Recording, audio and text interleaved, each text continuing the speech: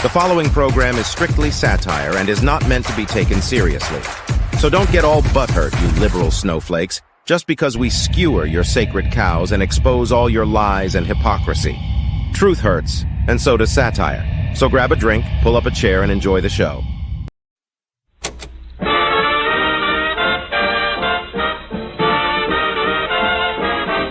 How many hearts have you broken with those great big beautiful eyes? Those great big beautiful eyes that tell such beautiful lies. How many times have you kissed somebody like you kissed me then?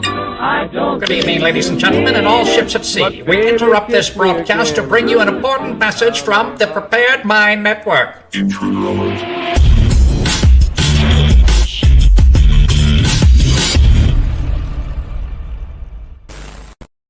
Well, it is Sunday, and that means Sunday Night Live on the Zoo right here on the Prepared Mind channel, the Prepared Mind channel, the Prepared Mind channel, the Prepared Mind channel. Hey, we're everywhere, folks. We're on Facebook. We're on X. We're on YouTube twice on two different Prepared Mind channels. And if you want to do a super chat, you've got to be on the Prepared Mind channel with 4,900 subscribers.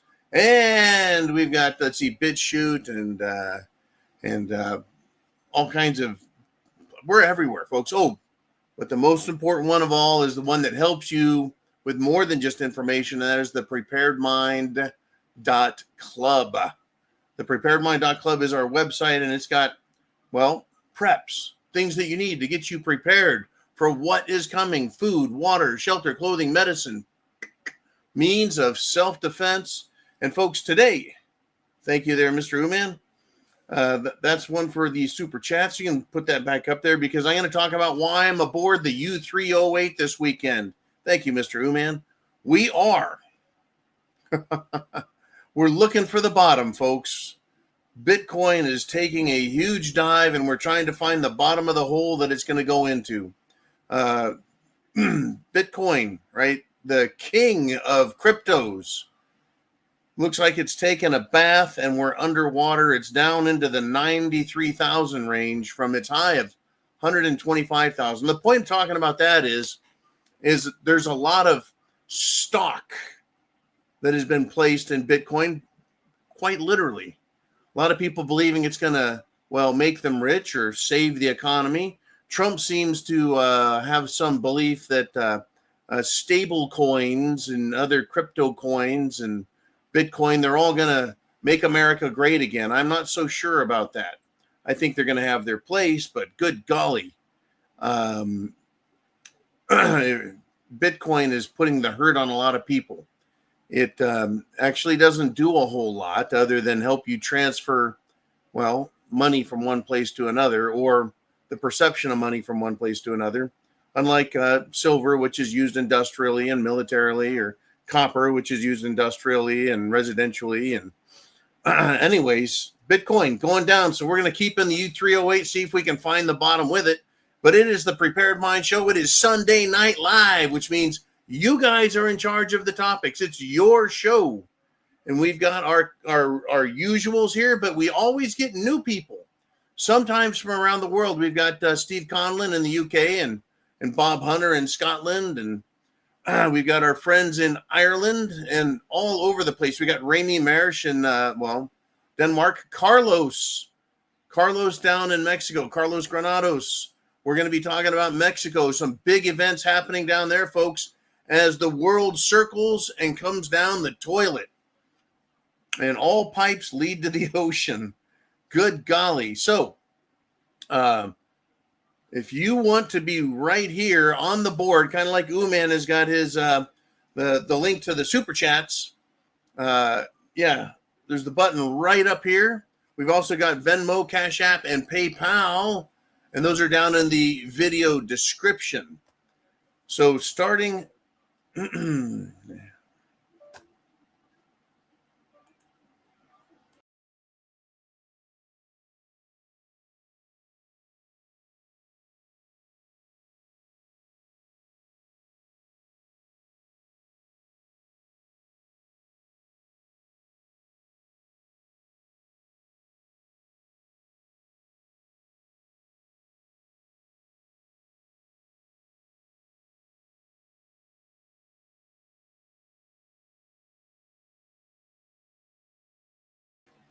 Well, we're going to be playing that game for a little while, folks. If I disappear, I'll be back. What I'm going to do is I'm going to... Oh, yeah. Yep, there we are. We've got Darcy T wants to start the show with a $50 super chat donation, and that gets me an 18-year single malt scotch. We're going to kick off the show. Any super chats, $50 or more. Make sure, folks, that I have a scotch. We stay lubricated as we talk. We're going to be on here for 2 hours. Sunday Night Live is 2 hours of live discussion about what happened last week and last year and what's going to happen this week and next year. Here's to you and Darcy T. Thank you for supporting the channel. She's got a great question comment tonight.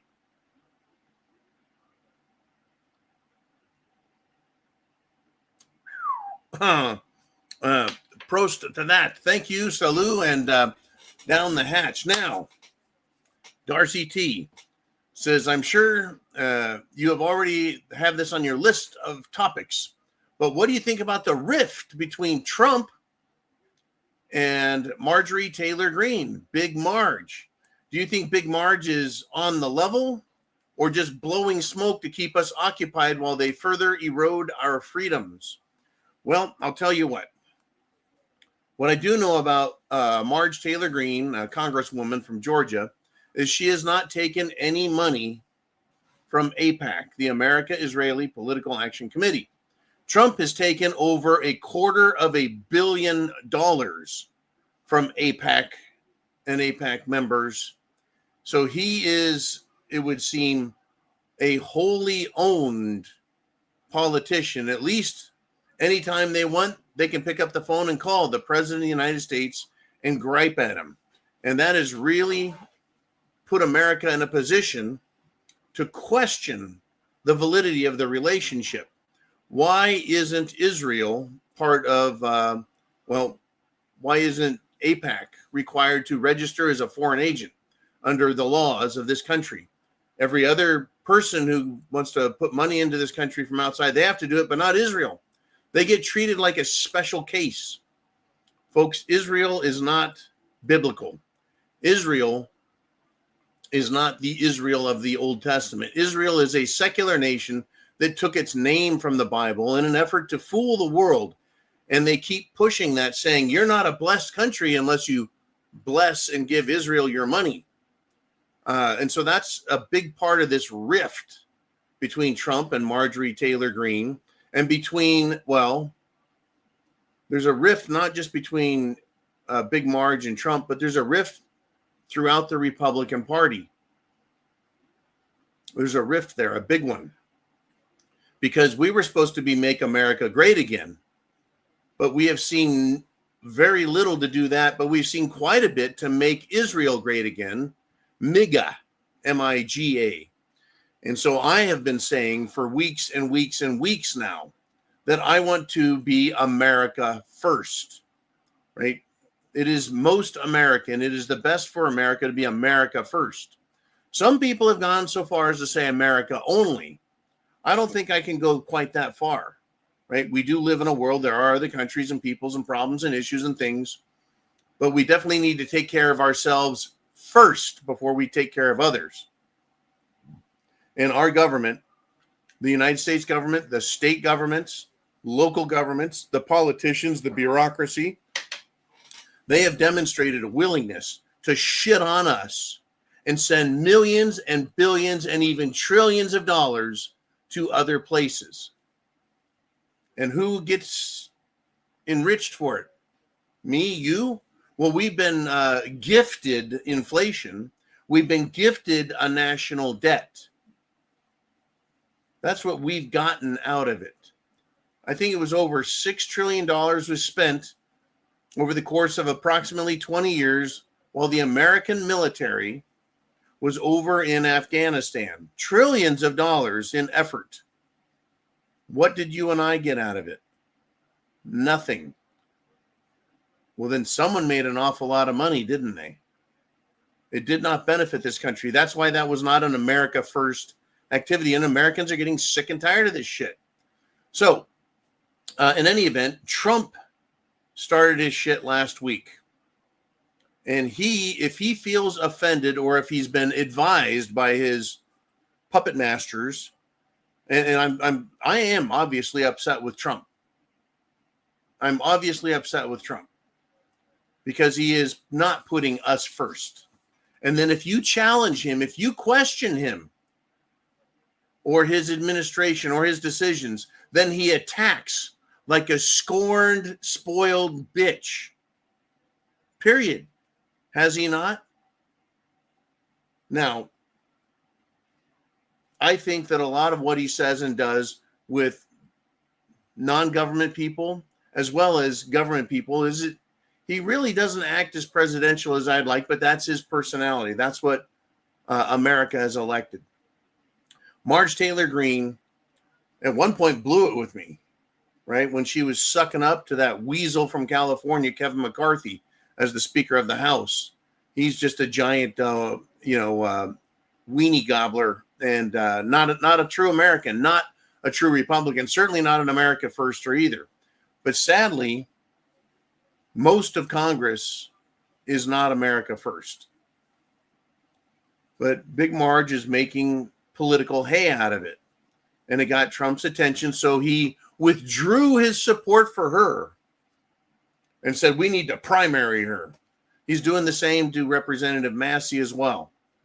These are the two most pro-America, most America First Congress people we have. The two most outspoken, so it's easy to see why Trump would go after them. But if Trump was America First, and I'll ask this question, and it's just a question. If Trump was America First, wouldn't he stand by them and say, I love everything you're talking about, but these are our priorities and this is how we're going to address things? Instead, he says, I'm going to primary you. You're an idiot. He makes fun of him. With Marge, he withdrew his support. She came out and said, hey, look, I spent in my campaign, my time, my money getting you elected, and this is how you're going to treat me. And so, yeah, they've been going back and forth. But late today, Big Marge decided to say, hey, we need some peace. We need some unity. And she apologized for her toxic politics. I'm waiting to see if Trump is going to respond in kind. But through all of this, there is a huge problem in the Republican Party. We want freedom. We want our Constitution. We want to be first. We don't want to be second. We don't want to wait till Israel says or Ukraine says or the City of London says or the European Union or the World Economic Forum. Since they opened the government back up, the skies are now covered in chemtrails again. Covered in them. We want our skies clear, our water clean, our food safe, no GMO, no mRNA, no vaccines, no forced mandate shots, no mandatory anything. Get these fucking crazy Muslims out of our country that want to take over and are lawfully just coming right out and explaining their law that they're going to subdue us, control us, dominate us, and take us. We've got a lot of problems. We don't need to be focusing overseas. But we'll talk about this, folks. We'll get into all of it. We've got terrorists here. Uman says, I'm fine with America only until we get our shit in order. That's where I'm at, Uman. Mikey just says, America only until the debt is paid off. See, this is what I'm talking about. Let's focus on America first. Solve our problems. Not just recognize our problems. Not just talk about them. Not just debate them. Not just tinker in them a little and then go fuck around on the other side of the planet again or send our money over there. Redneck Roughneck says, I'm fine with them lowering our taxes and running them Ethiopia commercials like they used to for letting us decide if we want to send them money. And that's just it. See, you and I, thank you, Redneck Roughneck, we're being forced to support things that we don't agree with, like drag queen lessons in Uganda, $5 million, right? 20 million, 100 million, 200 million, going to all these countries around the world, pushing left-wing socialist concepts and just filthy projects, the transgender drag queen, pornographic crap that has its roots in Judaism needs to be done. And that's exactly where it comes from. Now, we've got a lot of trouble. We've got a lot of trouble in this country. We need to fix it. Kathleen Ralston says, yeah, I'm pretty done with him, but what's the alternative? Now, I thought about that, Kathleen. What's the alternative to Trump? If we had not elected Trump and instead got Camel Toes Harris, right? Kamala, or whatever the hell her name is and how she pronounced it, that disgusting, filthy pig, we would have been even further down the road to communism and transgenderism and the LGBT crap, and we would be really in a lot worse shape. So Trump is demonstrating and proving to us, yeah, there's a benefit to the lesser of two evils, if you will. Right? The lesser of two bad ideas. The thing is we don't have to accept bad ideas. There are good things. Anyways, back to Darcy T and her $50 super chat and her question. She says, do you think Big Marge is on the level, or is she just blowing smoke to keep us occupied, distracted? I really believe she's on the level with this.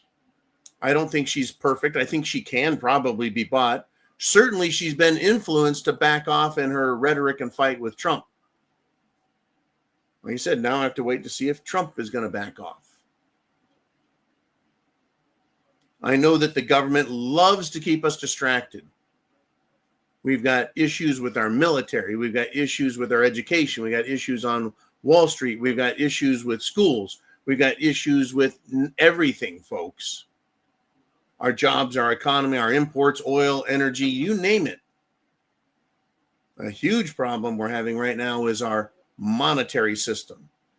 Over the weekend, the banks, we're talking the big banks, the 8 big boys in the Federal Reserve were meeting because right now we are going into a liquidity crunch issue, problem, right? In other words, fiat currency doesn't solve problems. It creates problems. Now, back in 1971, when Nixon took us off the gold standard by temporarily closing the gold window, which is still closed after 54 years, they substituted gold with paper, fiat. And it's not backed by anything. It's not pegged to anything. So we've been suffering an additional tax of anywhere from 2 to 10% annually. Well, at some points in the 1970s, inflation was at 15%. Inflation is a hidden tax. It reduces the value of your dollar so you can buy less with it. Your purchasing power is removed, even though our wages don't go up commensurate with inflation. We're like, did you go any faster, pal? Whoop. So switching from paper in your hand to electronic fiat is not going to fix a fucking thing. China's already figured it out, along with Russia, India, Brazil, South Africa, and another, 4 or 5 dozen countries that you settle your debts with gold. You don't have gold-backed money, but you settle your debts with gold, and that builds trust instead of, you just gave me a bunch of paper and then devalued it 10%. And this paper isn't going to be redeemable for another 5 years, and every year it goes down 2%, 5%. I lose a portion of my money just to have the privilege of borrowing American dollars to trade in. Now they're saying, well, we have an even playing field with gold. You settle your debts with it. That's where we're going. They want to keep us occupied while they figure out their problems. Meanwhile, the fucking Titanic is going down. We're on the U308 trying to find the bottom of Bitcoin.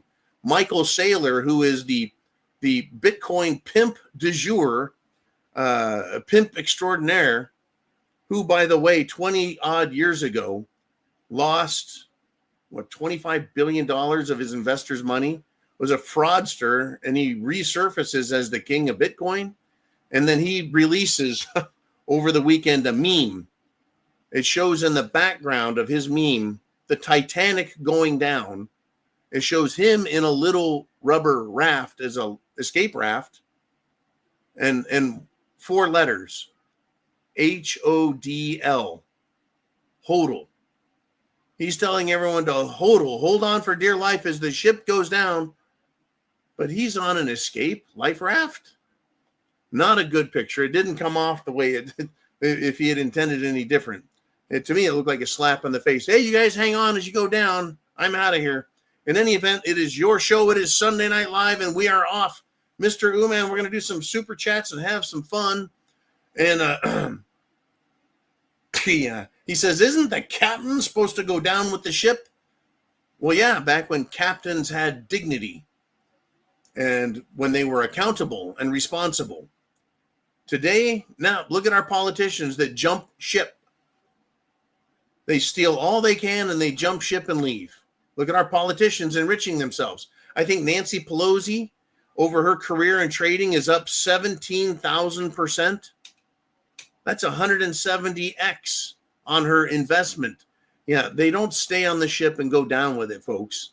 They pilfer the ship safe and then escape. The days of dignity are done, right? There was a president once who actually had a thing on his desk, a note, right? A sign. It said, the buck stops here. In other words, he's the responsible party. I think that was Harry S. Truman. Anyways, folks, we're well over 300 people live already. Share the internet address. Hit the share button down below. Share the internet address. Friends, family, loved ones, coworkers, I don't care, your neighbors. Tell them to wake up. Send them the link to this show. They need to get prepared. Food, water, shelter, clothing, medicine, means of self-defense. We could have a bank closure tomorrow, or the banks just don't open tomorrow. This was done with President Franklin D. Roosevelt, FDR. They shut the bank down for several days to solve their problems. And when they reopened it, some things had changed. The people were told gold is now going to be worth more, right? But you can't own it. You got to turn it in.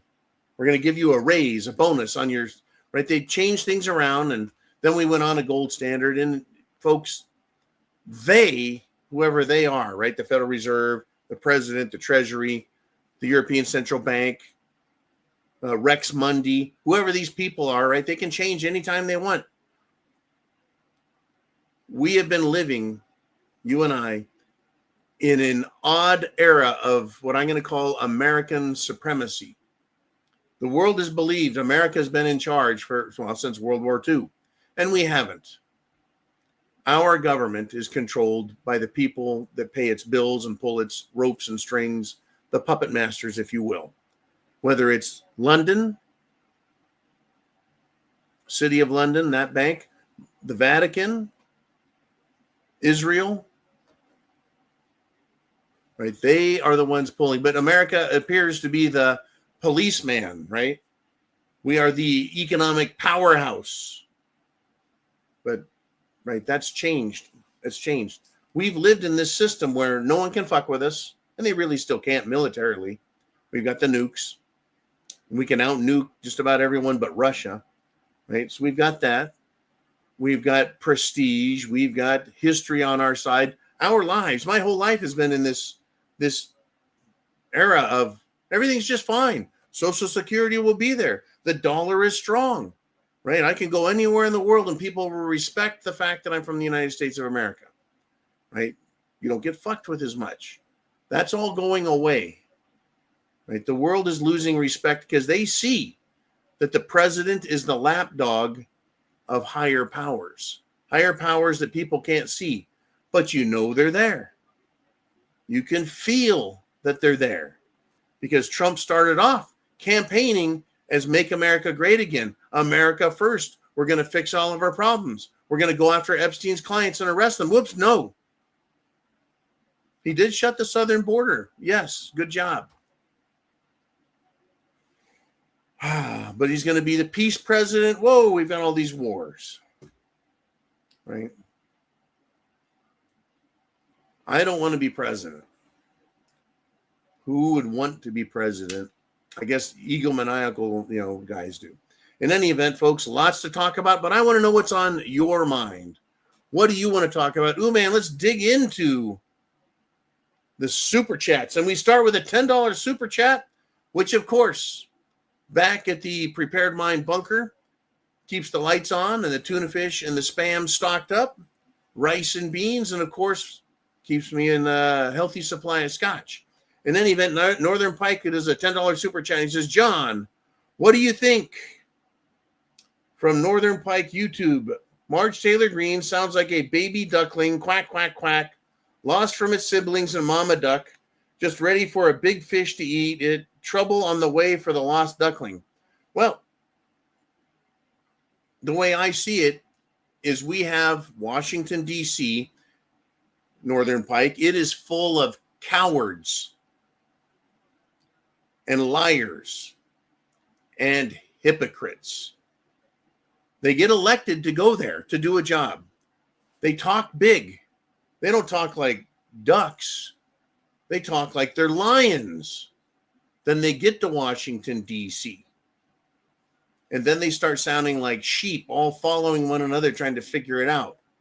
Yeah, and then when one of them or two of them or three of them or a handful, it doesn't matter, get out of hand, yeah, they start, I guess you could say, compared to all the sheep, they sound quite a bit different, right? Ba, ba, ba, and then Marge is like quack, quack, quack. Sounds a bit different. And let me talk about these people in Washington. The Speaker of the House, Mike Johnson, is calling out the Democrats. You see, in my opinion, the Democrats are doing everything they can to destroy America. And the Republicans are doing everything they can to allow it to happen. This is incredible. The Speaker, Mike Johnson, says, quote, the Democrats want to subsidize the broken system. I agree. They want to subsidize it. In other words, we've got a broken government system. We got a broken economy, a broken monetary system. They want to, well, print more money, loan more money, give more money, subsidize it to keep it going. But it's broken. It's broken. Why keep doing that? So when someone stands up and says, we've got to stop doing what we're doing, say someone like Rand Paul. Hey, thank you, Senator Rand Paul. You got some great ideas. And then he'll say something absolutely ridiculous. And it's like, where the fuck did that come from? I thought you were trying to fix problems. You just wanted to do it some more. Thomas Massey, Marge Taylor Greene, yeah, they're doing a lot of quacking or a lot of barking, if you will. The system is broken. The country is broken. It is broken. But who's going to get the blame if we get a huge stock market crash? Or if we get a huge terror attack? If we get any number of big problems happening, they'll blame the president. They'll blame the Federal Reserve. Right? They'll blame Congress. But yeah, these people, folks, they're all lost.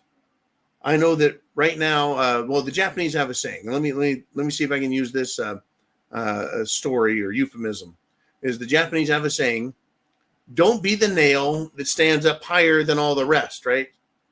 You got all these nails, but one of them's way up here because that's the nail that gets hit first. It gets the most attention.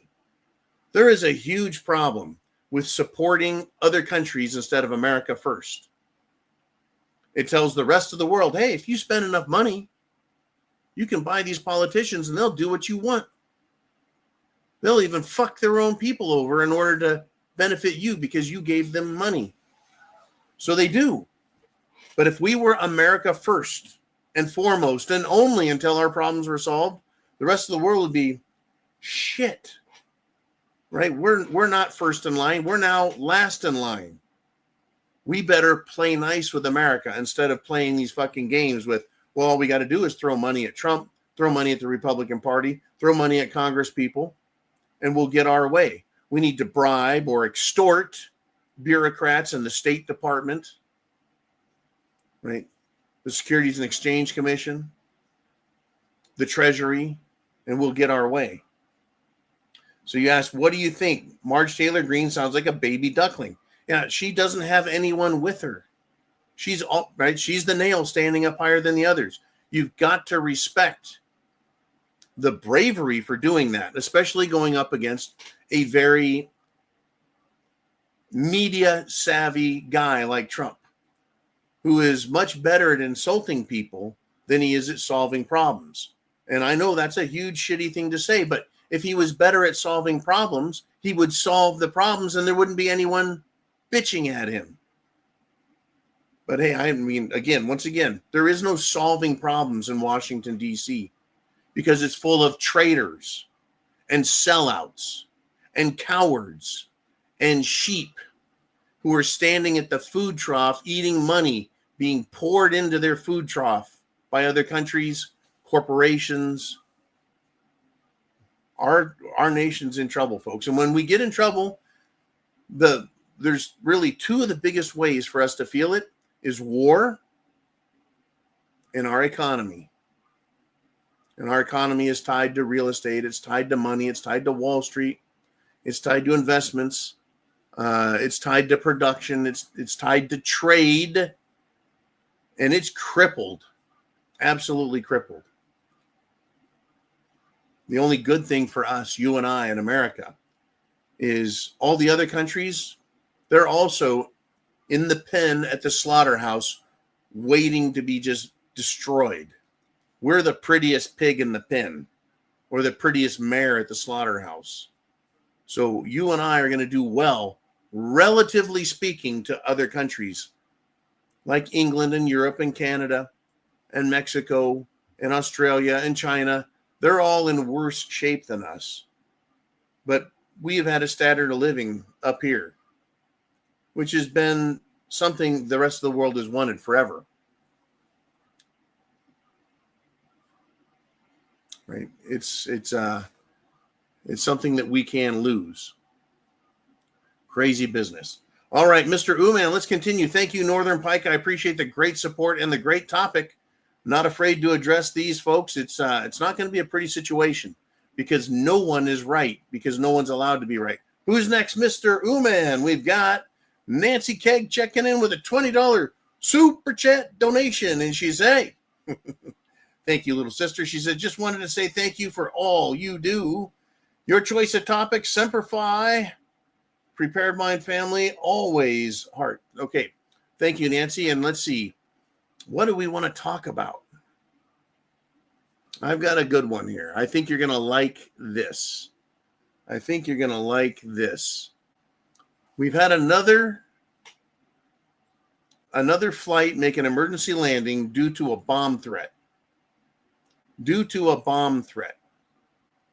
This time, the emergency landing took place to United Airlines in St. Louis, right in the heart of the country. Someone decided to do a bomb threat. What does that tell you? Right?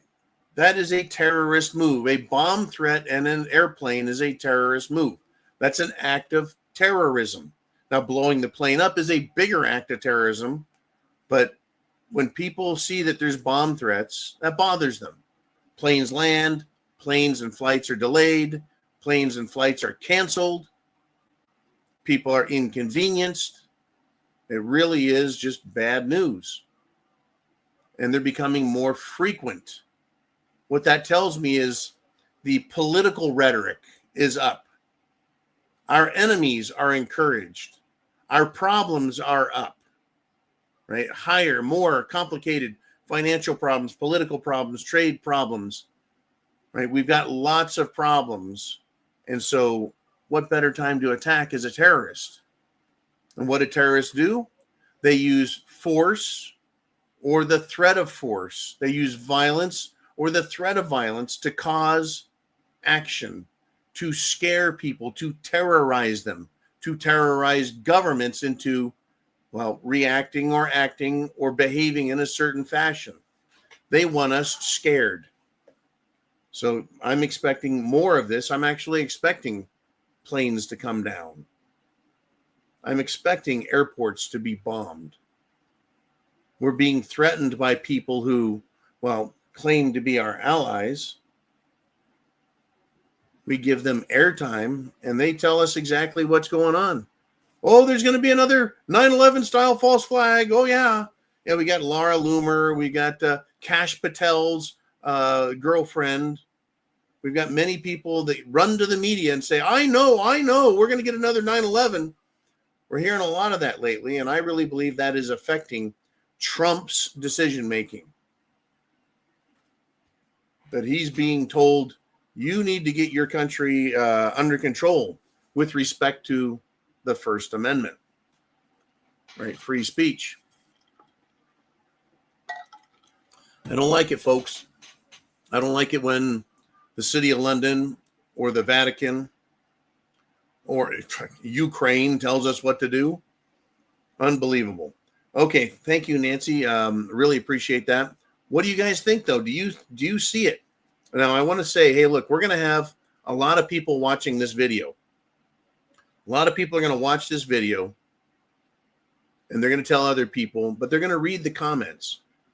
In the comment section, you can ask questions that could make it on the screen. Like I said, super chats do, but they want to see what is it that they should be concerned about? What is it that other people are talking about? What is getting their attention? I think a lot of that is really important. You know, what is getting people's attention? Help them out. They're going to come here and look. In the comment section, that's where you can be helpful. Mr. Uman, let's do it. Let's have some more fun. We got Dan. Big Dan the man out of Washington State with a $5 super chat donation. And he says, we now have a Democratic socialist mayor in Seattle. What the fuck are these voters thinking? Well, I'll tell you what, Dan. They're listening to people who are sympathetic to their concerns. The voters of Seattle are listening to candidates who have shared life experiences and shared life complaints, shared life wants, and so they've elected a fucking communist. Now, this woman who looks like the wages of sin, right? This little white liberal communist piece of shit is not going to be mayor of Seattle. She's in her early 40s, and guess what she does? Guess where she gets her money? Well, she doesn't have a career. She doesn't own a corporation. Her parents support her. She's in her 40s. She can't even take care of herself, but somehow she's going to run Seattle. She's going to manage Seattle. She's going to show Seattle how to be a better city, a profitable city, a solid city, a safe city. She may as well be fucking Antifa, and for all I know, she is. But this is what's happening is they get on the campaign trail and they're not promising to make jobs better. They're not promising anything. They're just saying, we're going to give you free stuff. We're going to make sure you get free stuff. And the communist trick, this is not the first time it's happened to a country. They did it to Russia 120 years ago. They started playing this game in Russia with Marxist ideology. And you can change the name to communism or socialism or liberalism or progressivism. It's all the same thing. It's promising things to people that other people have, and they're going to make sure they get it. It's the Santa Claus technique, right? Santa Claus is going to win because they're promising free stuff. And so the uneducated, or rather the completely ignorant morons that are voters, they don't look into history and go, well, wait a minute. Yeah, the communists took over in Russia. They killed the bad guys. Yay. They took all the money from the rich people. Yay. But none of them knew how to run a country. None of them knew how to farm to make food. None of them knew how to produce anything so that they had, well, clothing, transportation, right? Industry. They didn't know it. They fucking collapsed the whole country. They starved tens of millions of hardworking farmers because they just went in and just took all of their equipment, took all of their food, took all of their seed. You can't grow next year's crops without seeds from last year's crops. So they took that as food and just ate that as well. People starved. Tens of millions were killed. And many people believe intentionally, because it was intentional. It was a political decision that makes it intentional. These people intentionally promise everything, the Santa Claus, take what is available, destroy everyone's wealth, You want to watch a great movie? Watch Dr. Zhivago. Watch Dr. Zhivago and you'll see how they did it. The movie kind of incrementally shows the communists moving into rich people's homes. The rich people get shoved into one room. They get all their stuff taken from them. They don't get to keep anything of value. Everything is share and share alike until there's nothing left to share. First, New York City on one coast, way on the other coast, Seattle. Down in Los Angeles, they have a Marxist bitch of a mayor who stopped putting water in reservoirs, allowed the fucking city to burn. Right now, dipshit Gavin Newsom, a complete bungling Marxist fuckwad, is in Brazil in a destroyed rainforest they set up so they can have their climate meeting. Right? He's destroying the climate in California. He burned millions of acres in Northern California, burned hundreds of thousands of acres in Southern California, destroying homes, cities, just beautiful California. That's who these people are. They promise everything and destroy it all. And then the people are left there going, that's not what I voted for. I was told I was going to have a good life because of these guys. It's all a fucking lie. That's it. It's all a lie. The betrayal, folks, of government to its people comes in the form of promising everything without saying you're going to have to bust your ass for it. You have to work for it. They just promise to give it away. That's exactly what they do and exactly what we have. Mr. Ooman, let us continue the show. We're doing great. We've got a lot of great topics on the board. We got Big Dan the Man is back with another $5 super chat donation. And he says, with our current $38 trillion debt, every person in this country would owe $103,000 to pay it off. We're fucked. Now, here's the deal. Dan, everyone, the legal definition, that is the statutory definition of person, includes corporations. You and I are American taxpayers. Corporations also pay taxes. So if we add all of the companies, the corporations up, that amount that everyone owes would be a lot less.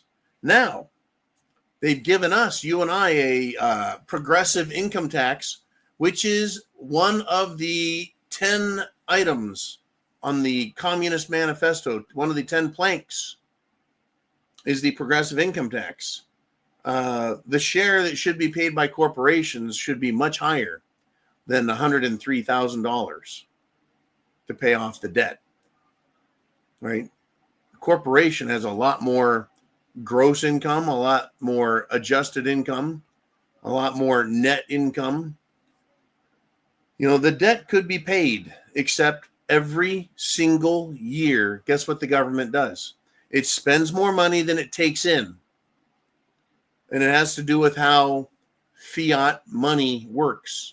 You've got to have more cash in the system because it gets destroyed, it gets consumed, and it gets sheltered.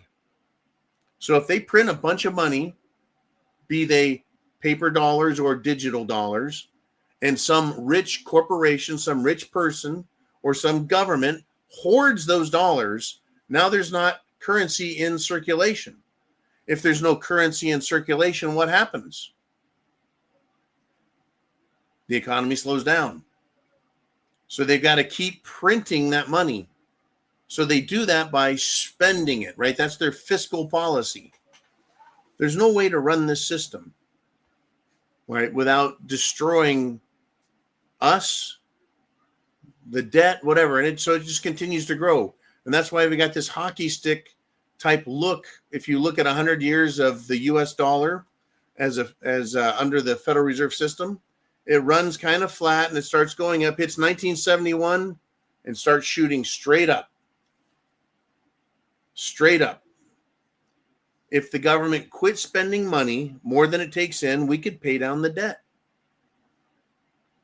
They could print, say, a $100 trillion bill, or maybe mint a $100 trillion platinum coin and just pay off all of our debt. But see, it just when you think about it in those terms, it's fake. It's bullshit. It's fiat. Right? It's fiat. But on top of that 38 trillion you speak of, Dan, we have the estimate I've heard is anywhere between 100 and 200 trillion dollars in unfunded liabilities.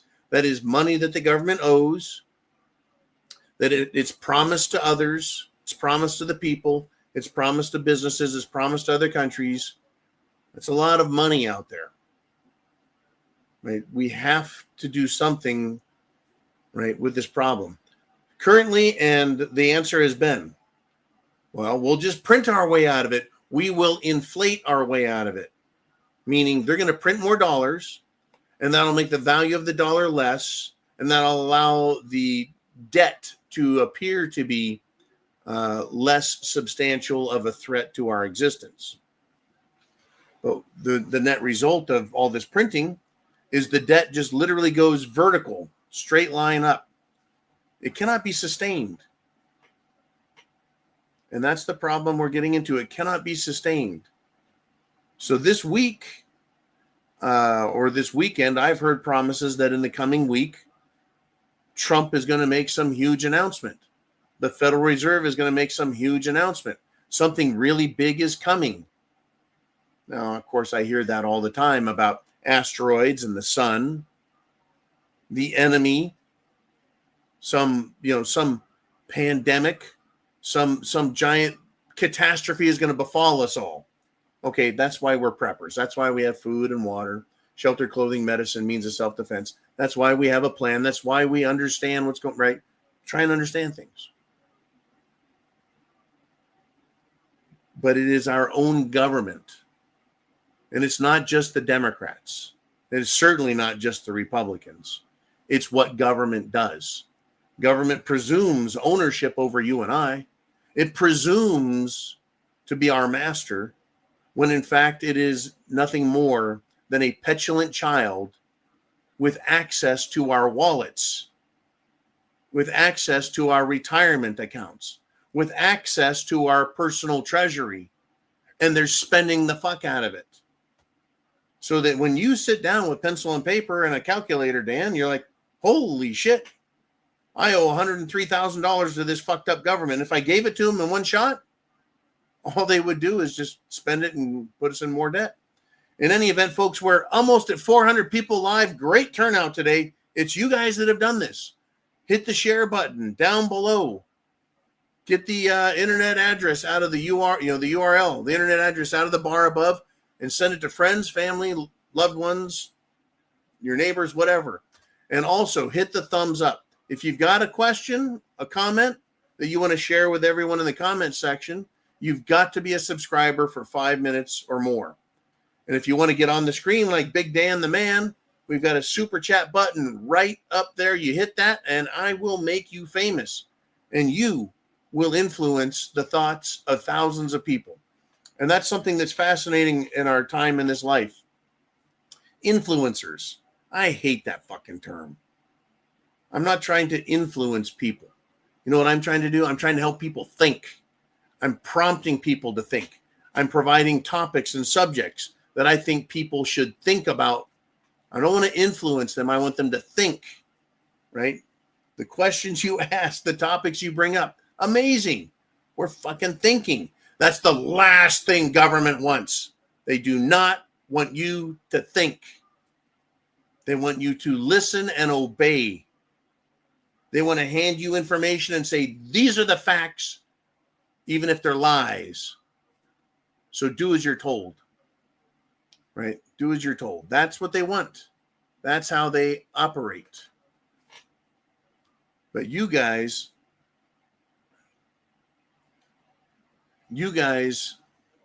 share with other people, wake them up.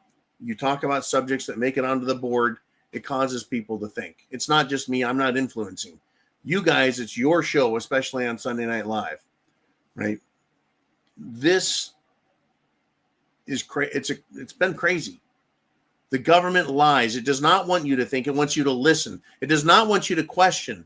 It wants you to obey. It does not want you to see what it does. It gets mad at you when you do that. For example, the FBI director, Kash Patel.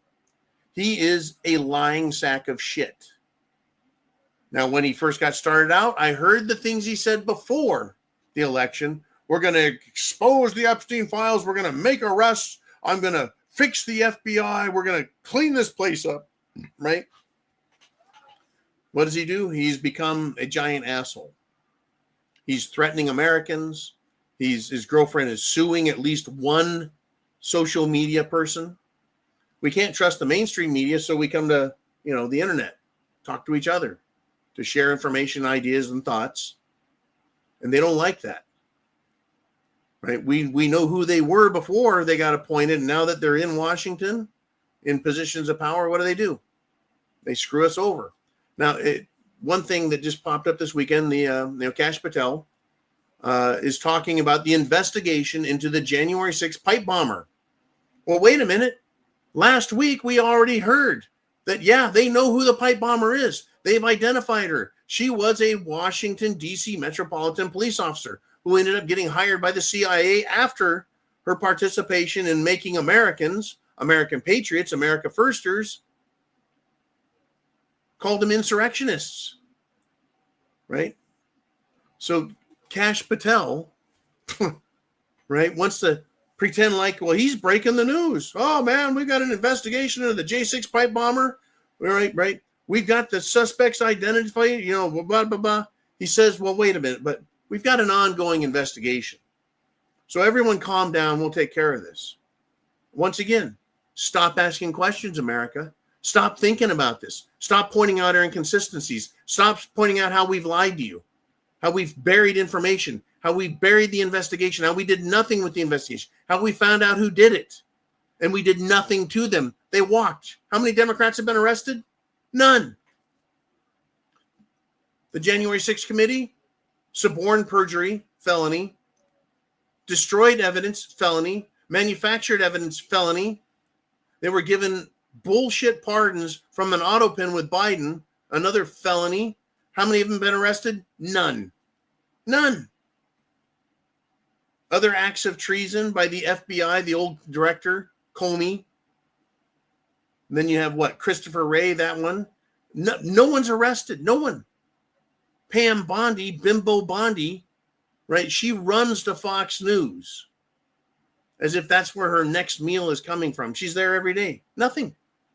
But so we're caught on. We know who it is. Kash Patel comes out and goes, oh, well, we've got an ongoing investigation. No, we know who she is.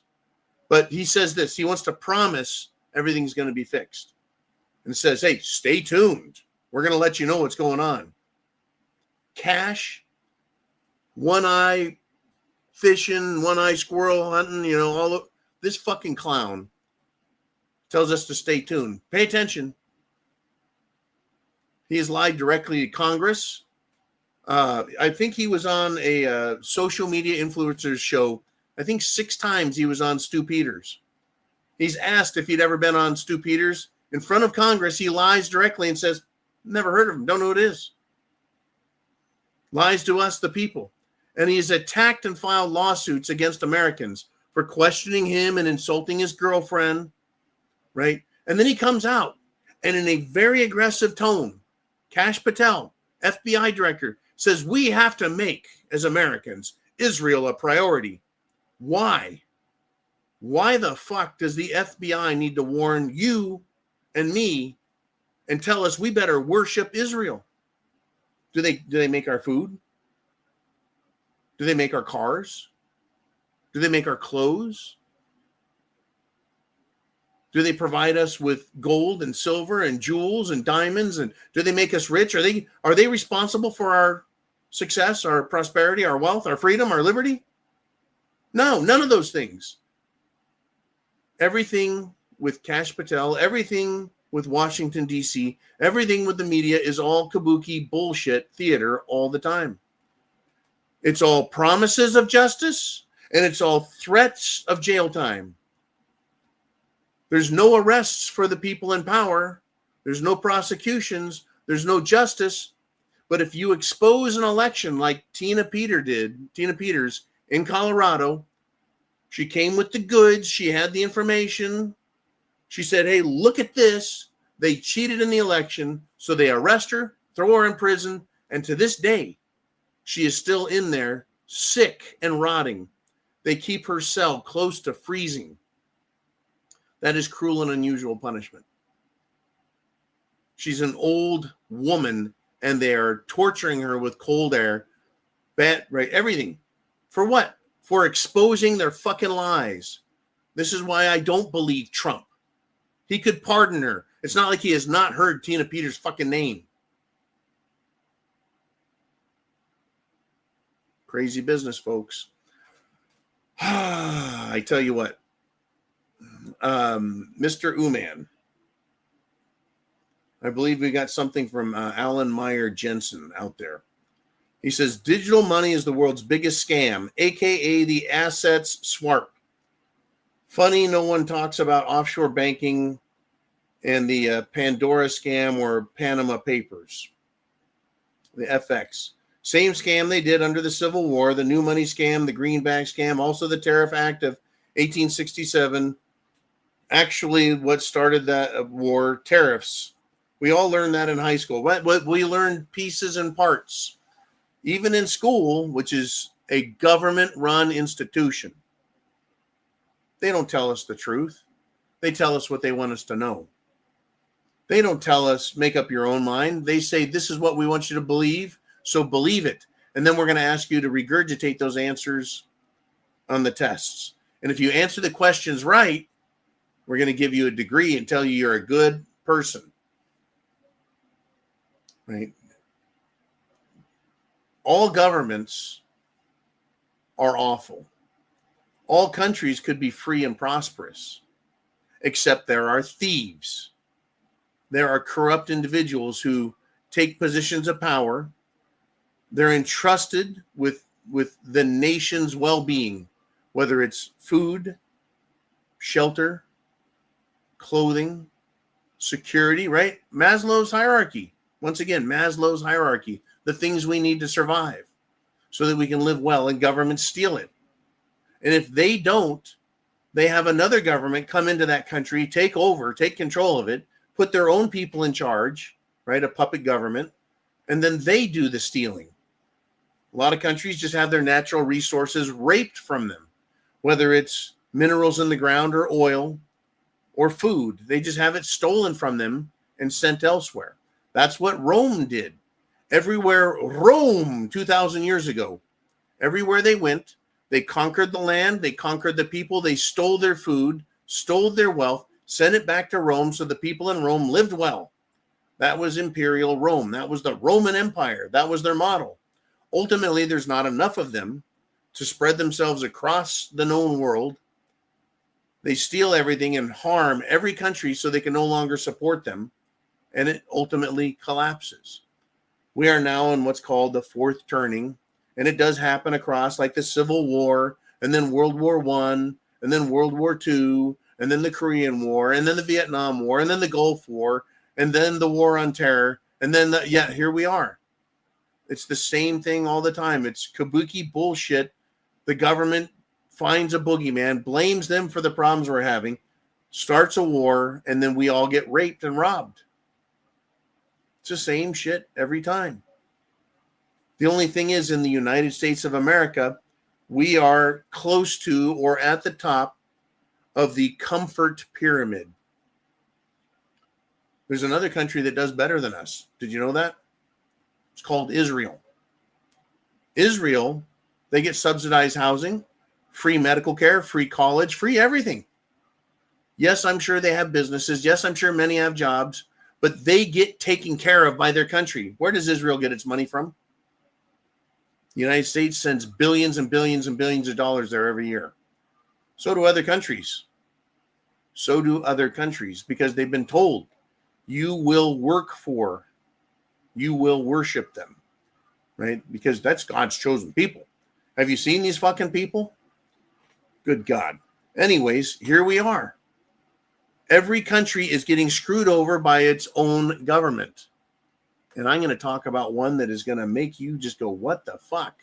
If you haven't heard, if you have not paid attention, there was on this weekend a revolt in Mexico. A revolt in Mexico, folks.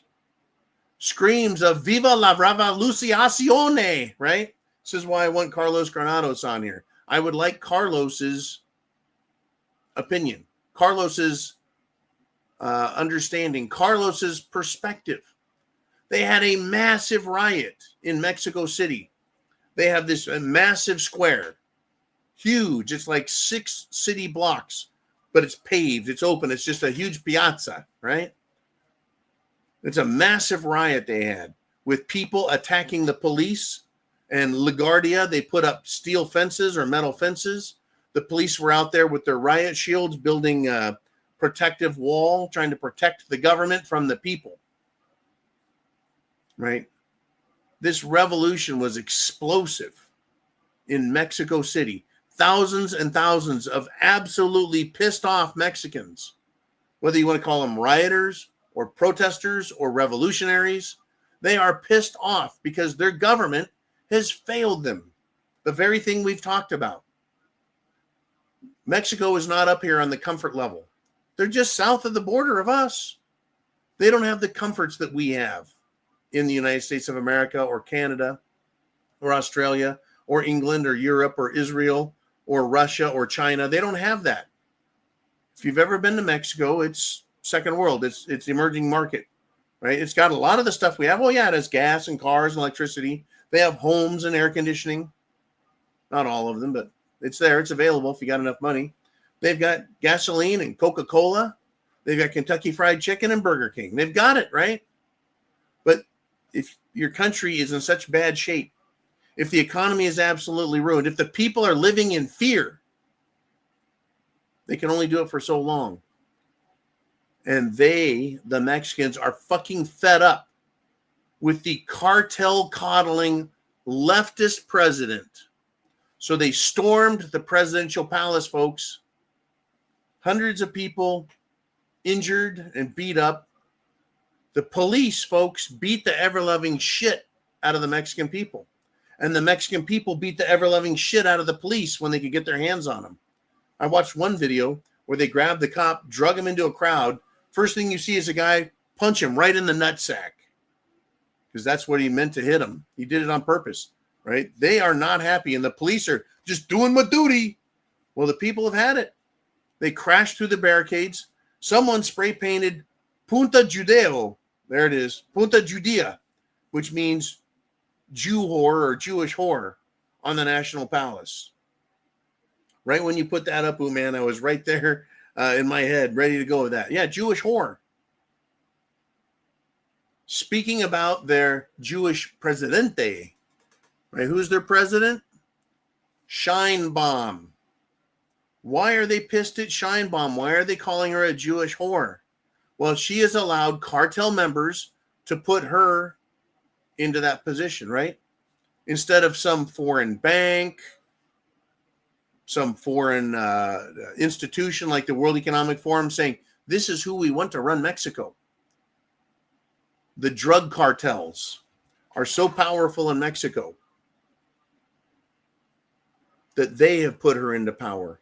During the presidential election, I believe 36 or 37 other potential and presidential candidates were assassinated. Who wants to run for office? They're like, nada, right? Don't pick me because you'll fucking get killed. And that's how they got Scheinbaum into power. That's interesting. Scheinbaum. Sounds Mexican, doesn't it? Funny, she doesn't look Jewish. A little callback there. And in any event,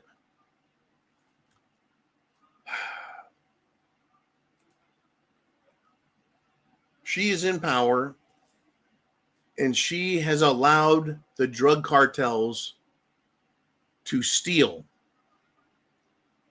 to kidnap, sex traffic, to rape the people and the country, to murder and also assassinate political opponents. She has allowed all of that to happen. And the people of Mexico, folks, I love Mexicans. I don't like the illegals that come here because they're breaking our laws. But the Mexican people that are here in this country that have done it right, I love them. When you go to Mexico, and I've been to Mexico, you love the Mexican people. They're fucking great. The Mexican people have had too much of this bullshit, though, of drug cartels, absolutely some of the worst fucking humans on the planet, killing them, raping them, stealing from them, running them, right? The drug cartels are the government. The people of Mexico have had too much of this, and they went to Mexico City, and they fucking just fucked that place up. Now, that's happened before, folks. In the United States of America, we told the king, go fuck yourself. And we fought his troops. We fought his military. We threw their courts out. We threw their governor out. We threw their troops out. We won. Fuck you. It was messy. It was ugly. People died everywhere. It was a fucking war. Shortly thereafter, in France, same thing. The people had enough of the fucking king of France. He's an asshole. He was starving the people, fucking stealing all their money, raping the women, fucking them over, burning their fields, burning their barns, whatever it took to maintain control. And it was too much. And they stormed the Bastille, freed the prisoners. They went to Versailles. They got the fucking king, and they cut his fucking head off. Revolution ugly.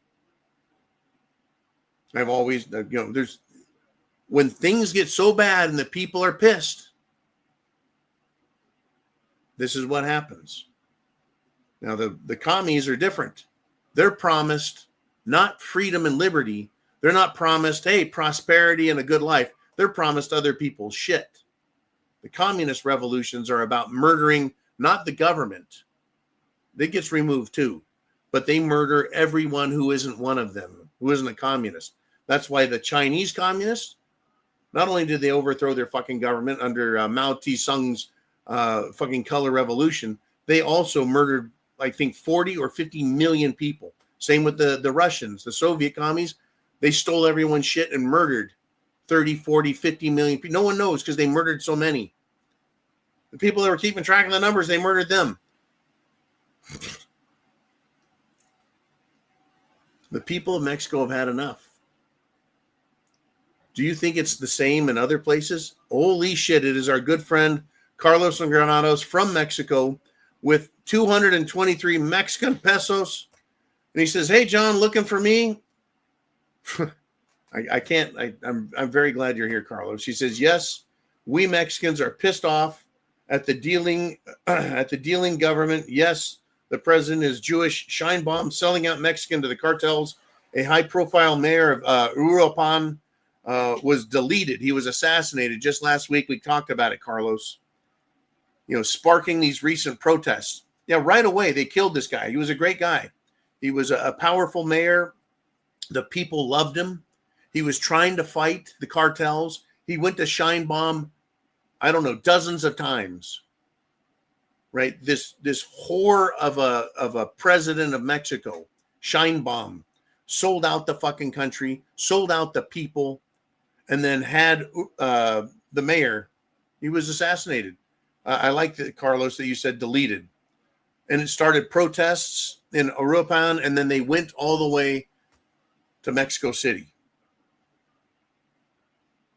Mexico, folks, is unbelievable. It is. Now, I know that in the United States of America, we think of spaghetti westerns. And so we got this image in our head of fucking desert and hot and tequila and cactuses. It is an incredibly beautiful country. The mountains, the volcanoes.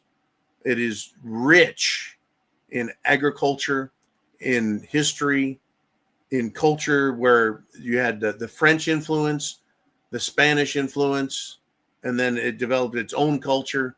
Mexico is incredible. It is rich in mineral resources, folks, oil. It is rich. So why are the Mexican people so poor, is my question. Because government fucks them over. What do you think is happening to Canada right now? Canada is trying to pass laws to allow the euthanasia, the killing of youths. Oh, sorry about that vaccination, child. I guess you're kind of jacked up. Would it be better if we just killed you instead? Every country that had freedom and liberty and some semblance of prosperity has lost it in the last 50 years because governments have been sold to the highest bidder. In this case, drug cartels go, we got lots of cash. So they give it to these whores in government, and they do as they're told. So, yes, the Jewish shine bomb is sold out in Mexico. The people know it. They don't like her. How did she get elected? Oh, yeah, that's right.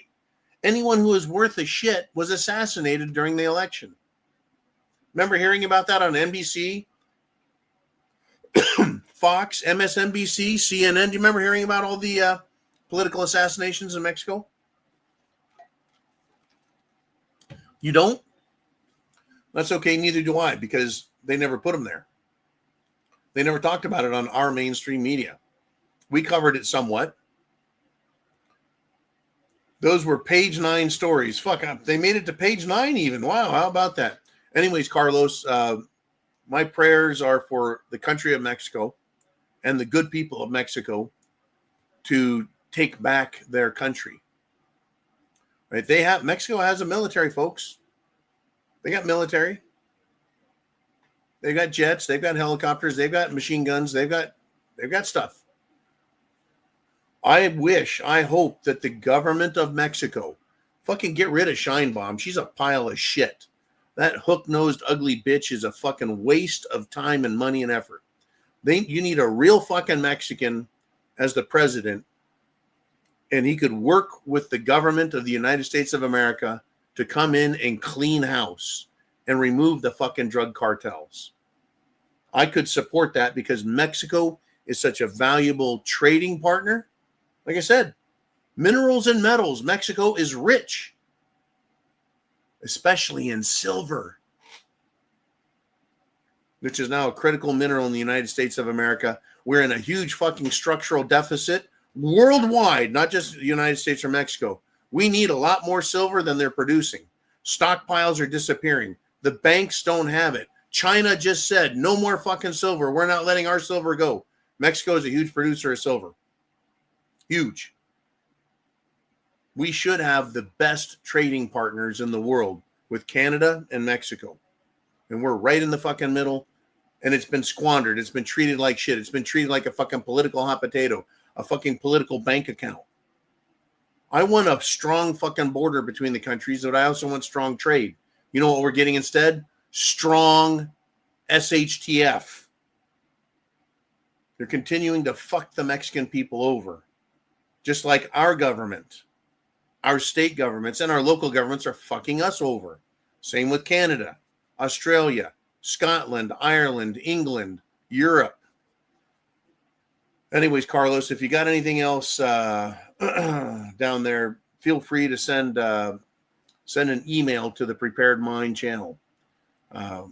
Just put in all caps, Carlos Granados, and we know who you are and where you're at, and we want to hear from you. If more developments occur, it's a big deal, folks. This potential revolution in Mexico.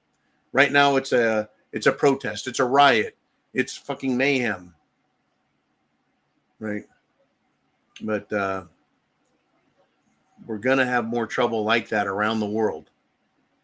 And did you notice how allegedly, apparently quickly, right? Yeah, just like that. All right, let's do it. Who else is out there? Let's have some more. Well, SHTF fun. We got Big Dan, the man, back with another $5 super chat. Hits the hat trick, and he says, you want cheaper, better healthcare? Make all government employees except the military pay for their own like we do, and it would get fixed real fast. Well, I think Big Dan has quite a point here. You see, in order to hire people, the government rolls out the red carpet and says, hey, come to work for us. We'll give you a wage better than the private sector. We'll give you paid vacation better than the private sector. We're going to give you health insurance, dental, medical, vision better than the private sector. And you don't have to pay for that out of your paycheck. That's a government benefit. Come work for us. We'll give you a better pension, a better retirement too, right? If you work for the government, we'll take you out of the Social Security Department You'll keep your own money and we'll put you in a private retirement system.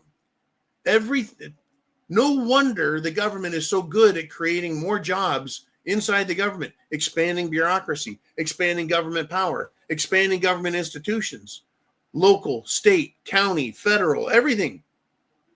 Almost half the fucking country is employed directly or indirectly through the government. Directly or indirectly through the government. Half the country lives off the government. The other half is fucking paying for it. Dan, brilliant. You tell all those fucking people. Not yet. Oh my God. Oh shit. Here it comes. You tell everyone in the government, hey, you're still going to make more than everyone else in America. I think the median income of an American is somewhere around $70,000. I think that's the number. They can't even get that fucking straight and keep it straight. But I think the average government worker is like $105,000 a year. Tell them, hey, you're still going to make $105,000, but guess what? You can buy your own fucking insurance. That's right. And you can start paying Social Security. That'll help, won't it? They take our money and then they spend it on their own fucking programs. It's crazy business, folks. Crazy. So, we've got Blue Cord Devil who wants to join in on the healthcare with a $50 super chat donation. Super chat button is right up there. Right up there. That's how you get, well, you don't have to do 50, but 50 buys me a scotch and I'll take it. 50 buys me a scotch. Semper Fi, Blue Cord Devil. And I got to tell you, this single malt 18-year Glenfiddich is the cat's ass. It is good scotch. Semper Fi to you. God bless America. America first.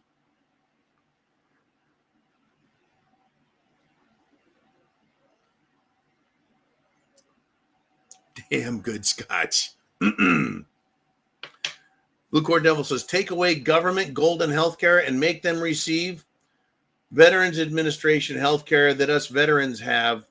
That'll get a lot fixed really fast, I believe. It would collapse their lie really fast. It would show everyone, right, that government workers have been getting it so good. They have. Have you noticed that government workers, the government shuts down, they still get paychecks, or the government shuts down and they get a big fat paycheck and a fucking bonus. Last week, the Department of Homeland Security said, hey, TSA, $10,000 bonus. $10,000.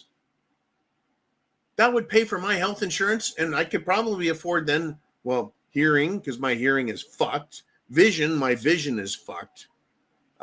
Dental, I got pretty good choppers still. But yeah, I could do a lot with $10,000. How about a bonus for me, huh?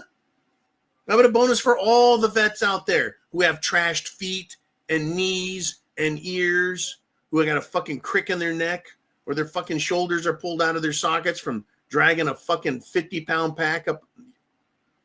Right, yeah. Give them Veterans Administration. Okay, this is how this works. You go into the VA, and they have you fill out a shit pile of paperwork, and then they just deny you. Nah, you don't qualify. You don't get it. Or, great, we're really glad you filled out all that paperwork. We know everything about you, and we got an appointment for you in 3 months. Come on back. The last time I had a military procedure done,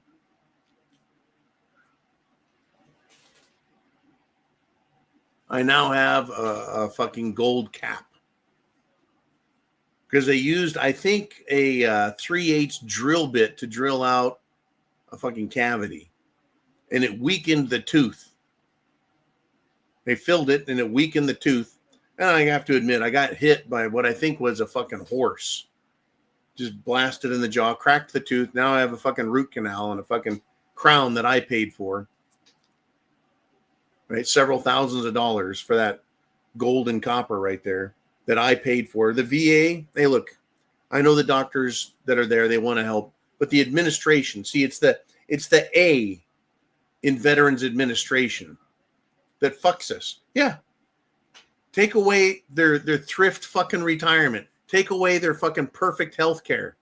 People won't want to work for the government.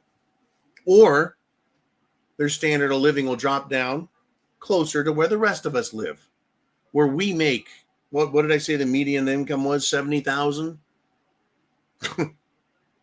Can't tell you how many years I didn't make that. Living in fucking, working poor. Unbelievable how you have to struggle through that and buy health insurance and take care of your family until you get to a point where you make a bunch of money and then, the government finds other ways to steal it. Great topic. Awful topic at the same time. Ooh, man, who's next in the Prepared Mind channel? And we got Nettie Prepper checking in with a $1.99 super chat donation. And you ask, who do you think killed Charlie?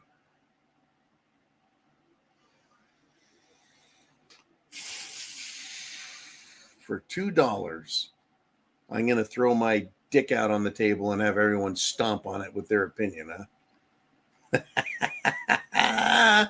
Yeah, I'm telling you.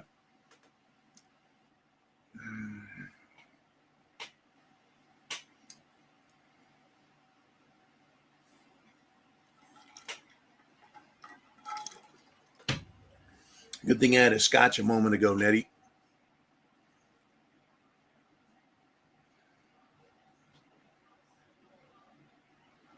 I believe Charlie Kirk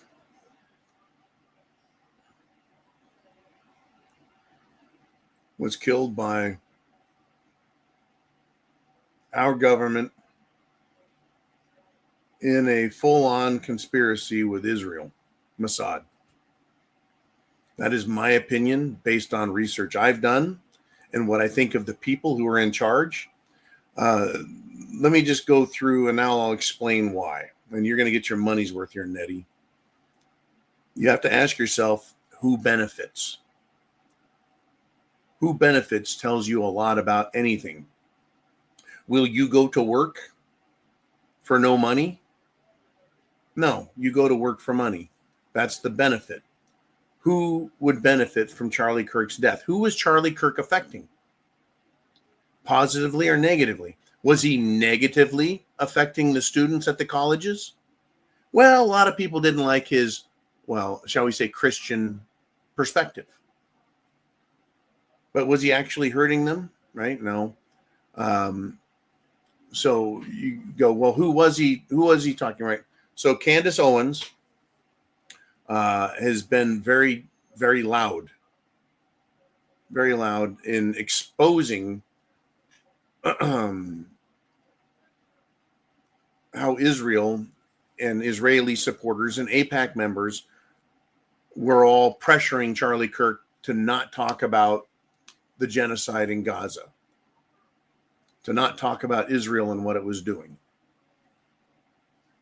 And Charlie Kirk expressed in a lot of his communications that he felt very threatened by Netanyahu, by AIPAC members, and by other social media people who were being sponsored and supported by AIPAC and Israel. It becomes very clear.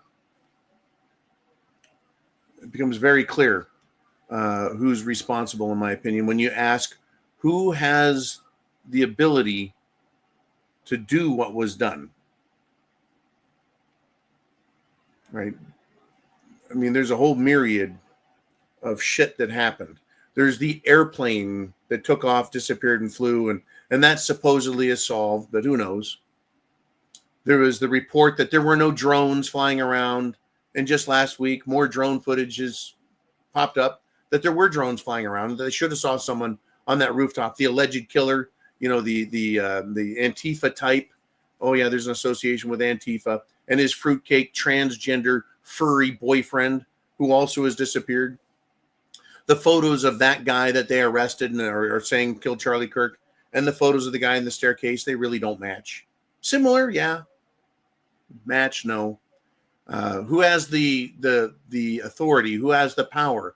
who has the ability, the means to pull all of this off? And who benefits are the questions I ask. When you watch the crowd before, during, and after the assassination, you see characters participating. One of the most interesting characters is one that comes from the crowd side, does a Starsky and Hutch jump over the table like a hood of the car, slides, grabs something from someone else, and then runs out the back of the fucking tent. Doesn't pay any attention to Charlie Kirk on the ground, dying if he wasn't dead already. I believe he was dead before he hit the fucking ground. Based on the angle of the bullet, where it hit, and then its exit, the way his chest just expanded, his shirt blew. He was hit with a lot of energy. But that was a crime scene. It was assassination. It was a crime scene, an assassination.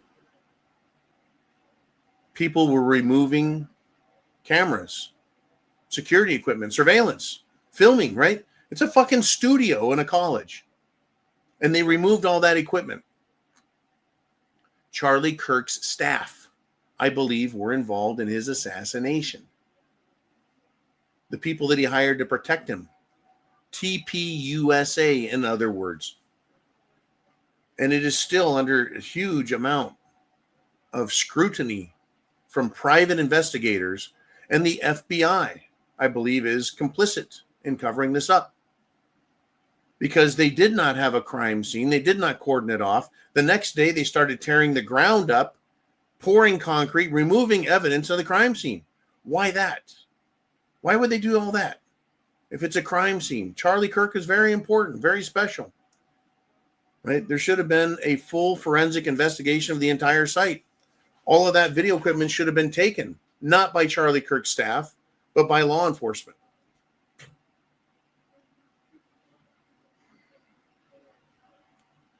I think the FBI was involved. I think they've got their patsy. I think they've convinced the world nothing. You know who there was the one old man. Remember the old man that had a BB gun? Right after Charlie was assassinated, he jumped up and said, I did it, I did it. They arrested him, right? He admitted that he was a fucking distraction. He did it on purpose to distract the police, the law enforcement, the crowd. Everyone was looking at him. They're looking over there while something else is happening. You know, he was on a tent. He was under a tent, right?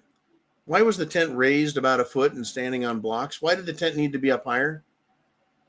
Could it be that the shot that hit him was taken from a location that required the tent to be higher? The whole thing is a giant fucking conspiracy, in my opinion. It was not some lone nut who liked to have anal sex with a man who thought he was a girl but dressed up like an animal in furry costumes. I don't believe that. It was not JFK was a lie. Everything's a fucking lie.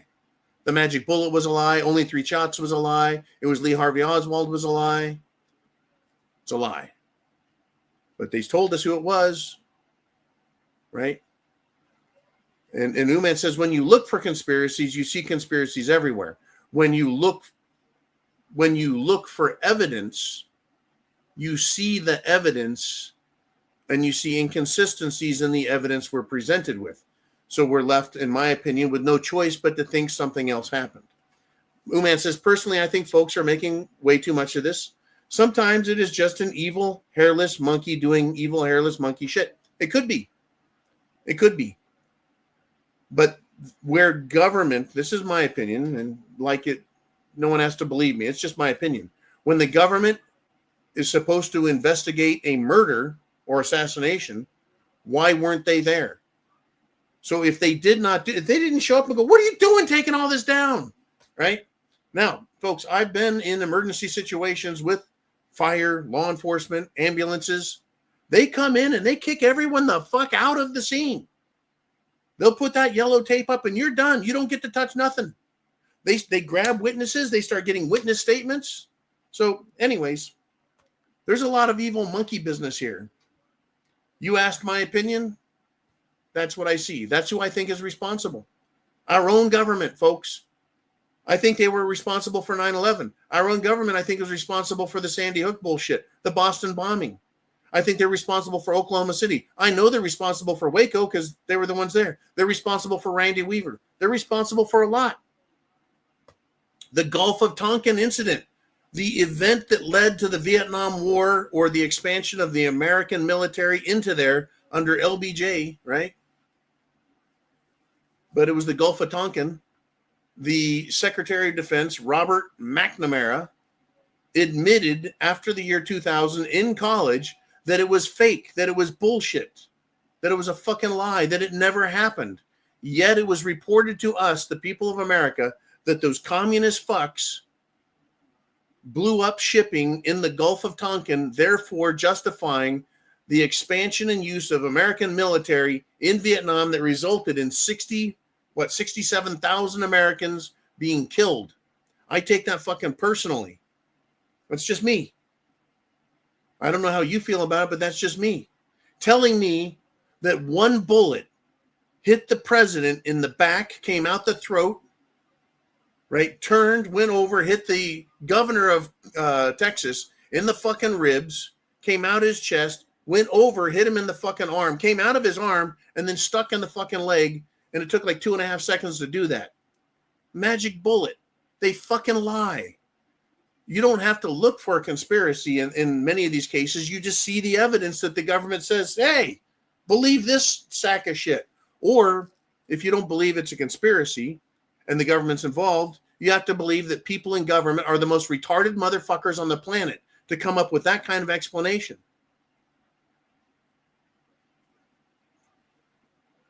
Now, we go to the next question, right? This begs the question, what are you going to do about it? I don't know. Whether it was the Vatican, MI6, Israel, the FBI, the CIA, whether it was Prince and his boys, I don't know. I don't know who really did it, but my best guess is just my best guess, and I can't do a fucking thing about it. I'm nobody. We're all just little people.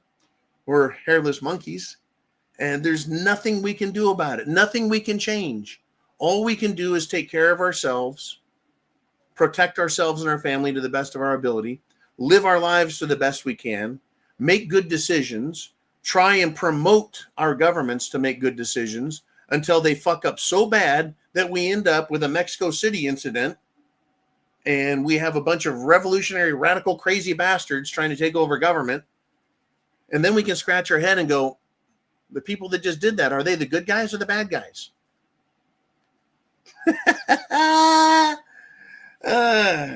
My Corsair trainers, hey man, good to see you, dude. He says anyone who's been in bad situations a lot can tell you people act weird when violence happens.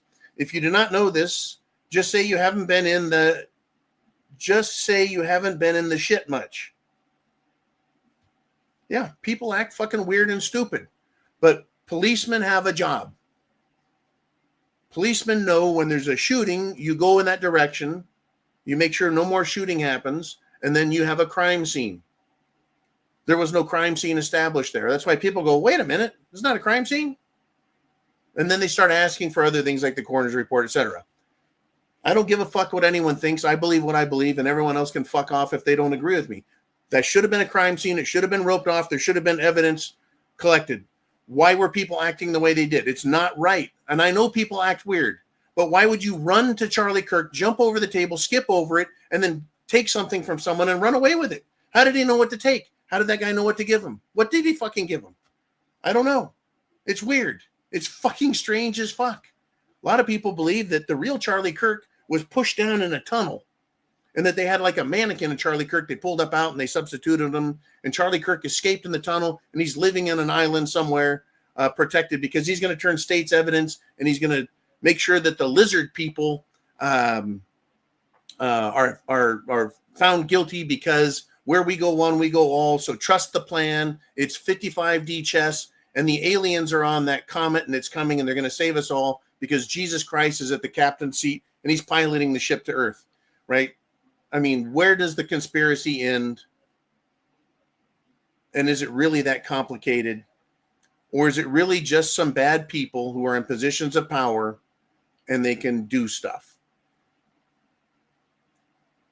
Over the weekend, they released more footage, alleged footage, of the Mandalay Bay massacre in Las Vegas that occurred during Trump's first term in office.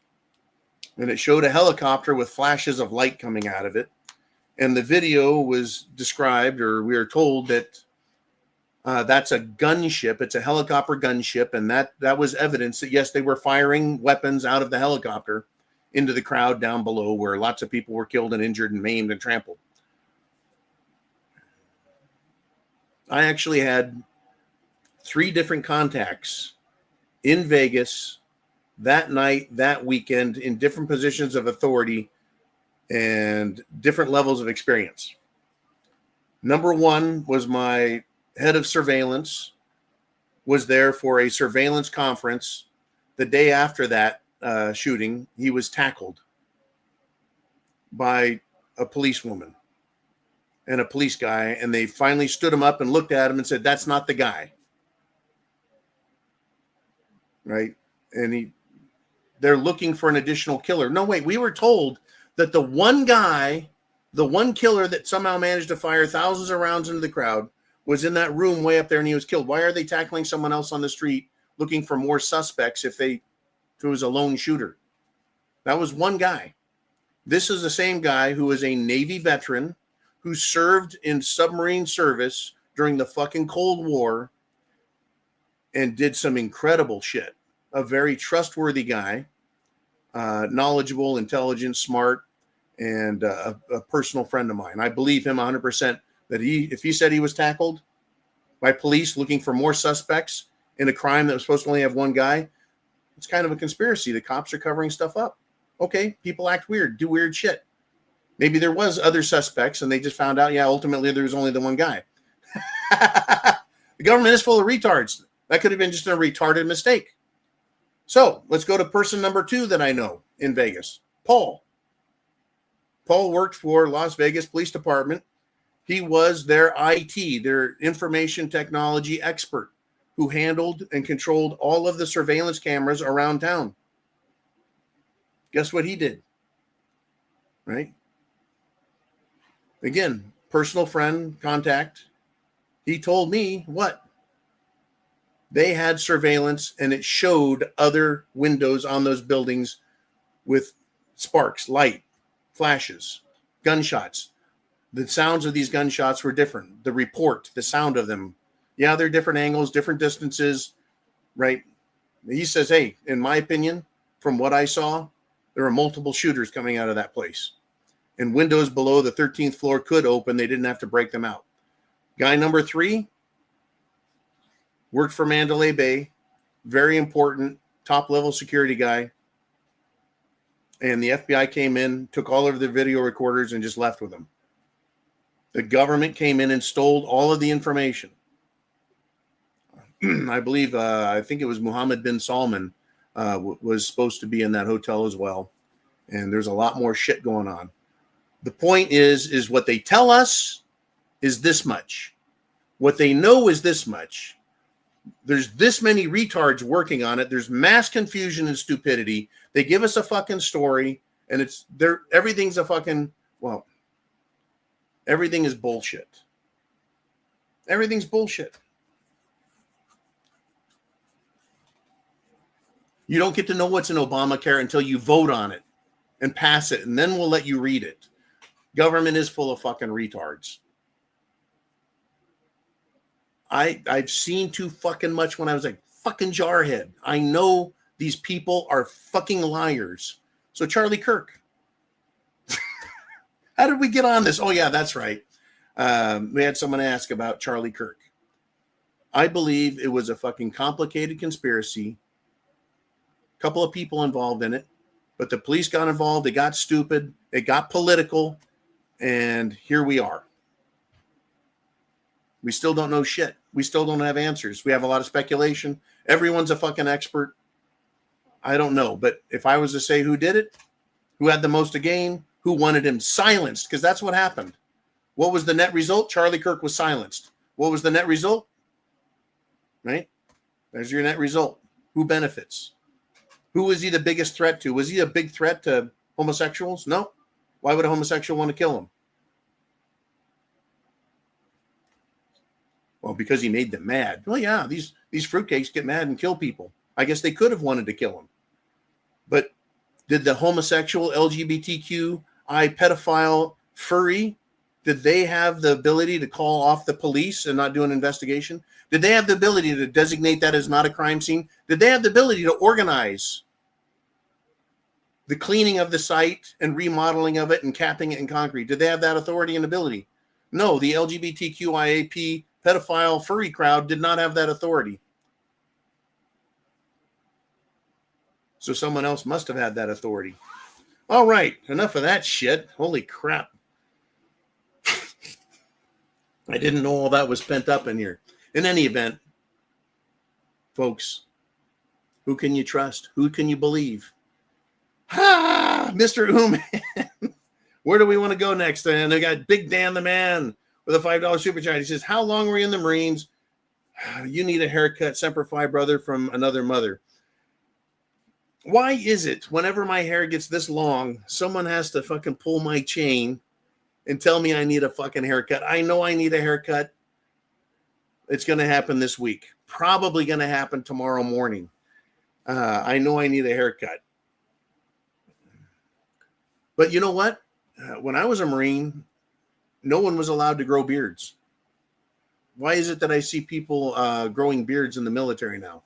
Oh, those are special ops guys. I think I've seen a lot of people with beards. Anyways, I really appreciate it, Dan. I'll get a haircut tomorrow. Thank you, brother.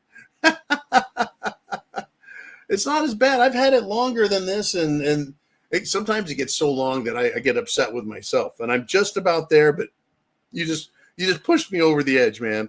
Who's next? Who do we got, Mr. Ooman? We're at an hour and 45 minutes. We got Viking Boomer with a $20 super chat donation. And he says, Canada, the United Kingdom, and Australia and New Zealand are all becoming one-party nations due to third world legal and illegal mass migration. This is why we can't get rid of the liberals. Okay, back to this. And I've got to tell you, Boomer, the United States of America is right here also. They're telling us normal people, dare I call us natives, they're telling us that we shouldn't have children. They make it super expensive for us, taxation, having babies, the tax, right? It's expensive to have kids. Stop having kids. You're killing the planet. You're taking too much resources. We're bad, right? And then they replace us with these illegals who get the what? They get the communist promise. Food, housing, clothing, jobs. They're promised and given everything. And so these dumb kids, these dumb idiots that are voting for the mayor of Seattle and the mayor of New York City, they think they're going to get everything free from the government, so they need to keep voting for this. Yeah, it's become one party. Now, if we go all the way back to the 2016 election for president, I was pissed at Donald Trump. Why? Because all he was doing was competing with Hillary Clinton on how much stuff he could give away, how much stuff the government would fund, how much benefits they would provide. It was a fucking giveaway. I'm like, wait a minute, stop. Why are we talking about freedom and liberty? Why are we talking about our rights in the Constitution? Why are we talking about fixing the economy, getting rid of this budget crisis, right? No.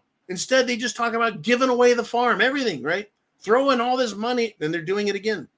But Canada, the UK, the other Anglo countries, the other common law jurisdictions on the planet, they're doing the same thing. They're bringing in these illegals, promising them everything, giving them everything, letting them get away with establishing themselves and their religion and becoming the dominant, right? Even though their population isn't there, they're going to be there because they'll come in and they'll have 4, 5, 6, 8 nice inbred babies with very small, low IQs, and they're ready to fucking be violent.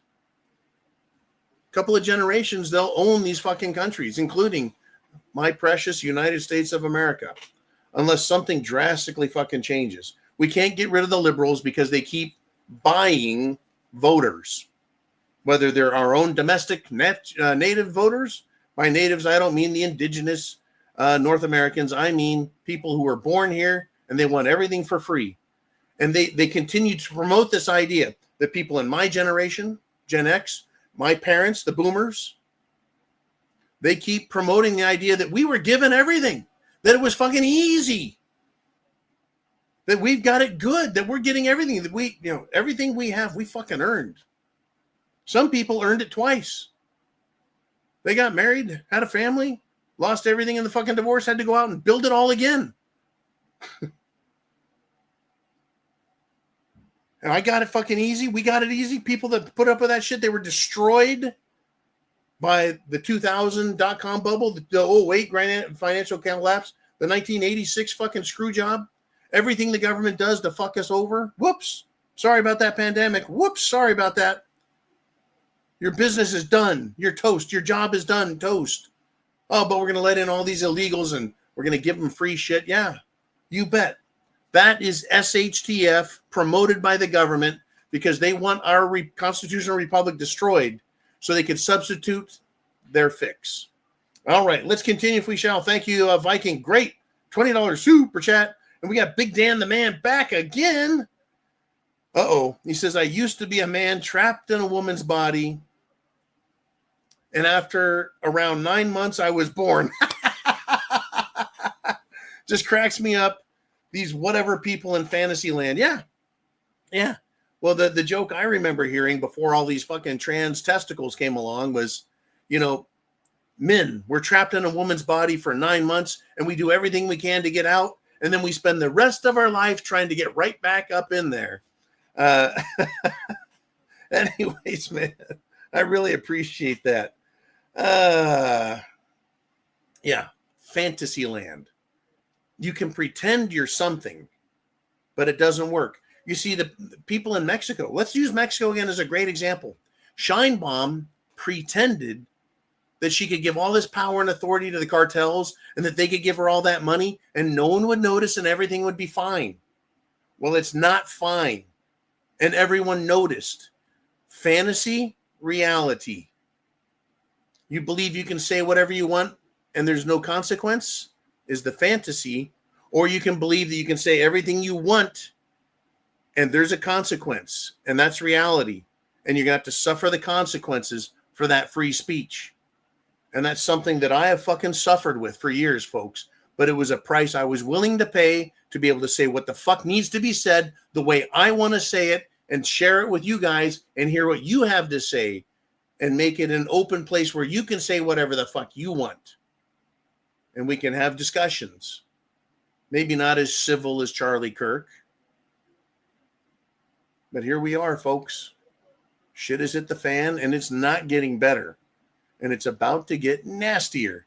Anyways, Mr. Uman, who has been moderator extraordinaire in the background, thank you. Holy cow. It's our good friend, Mr. Skylight, with a $19.99 super chat donation. And he's got one of his great quotes. And I love the quotes.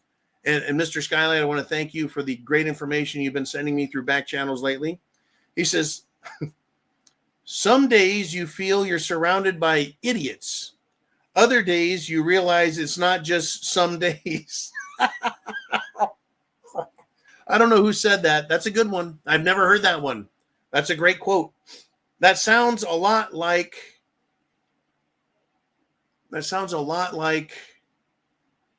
a Samuel Clemens, Mark Twain. It sounds a lot like something he would say. Anyways, one of the truly great smart-ass satirists of all time, Mark Twain. But I'd like to know who that was, Mr. Skylight. Thank you for the great super chat. Pancho Villa? Davey D says that was Pancho Villa? Andale, woo, arriba, Pancho Villa. Anyways, that's good stuff. Who said that? Anyways, that Davey D is another awesome, great super chat, comment, question, topic picking dude. But we got some more to do. We're running out of time, but I'll stay here as long as we got things to talk about. So, Mr. Uman, where shall we roll next? We got a $2 cash app from Bart Fine. and nothing is showing up in the Cash App, and sometimes it doesn't really fast. I'm glad you said something, Bart. He says Cash Patel should pay his pussy bill, not the taxpayers. I agree. I can't. Does everyone know what he's talking about? The director of the FBI, Cash Patel, is flying all over the country, got caught, exposed.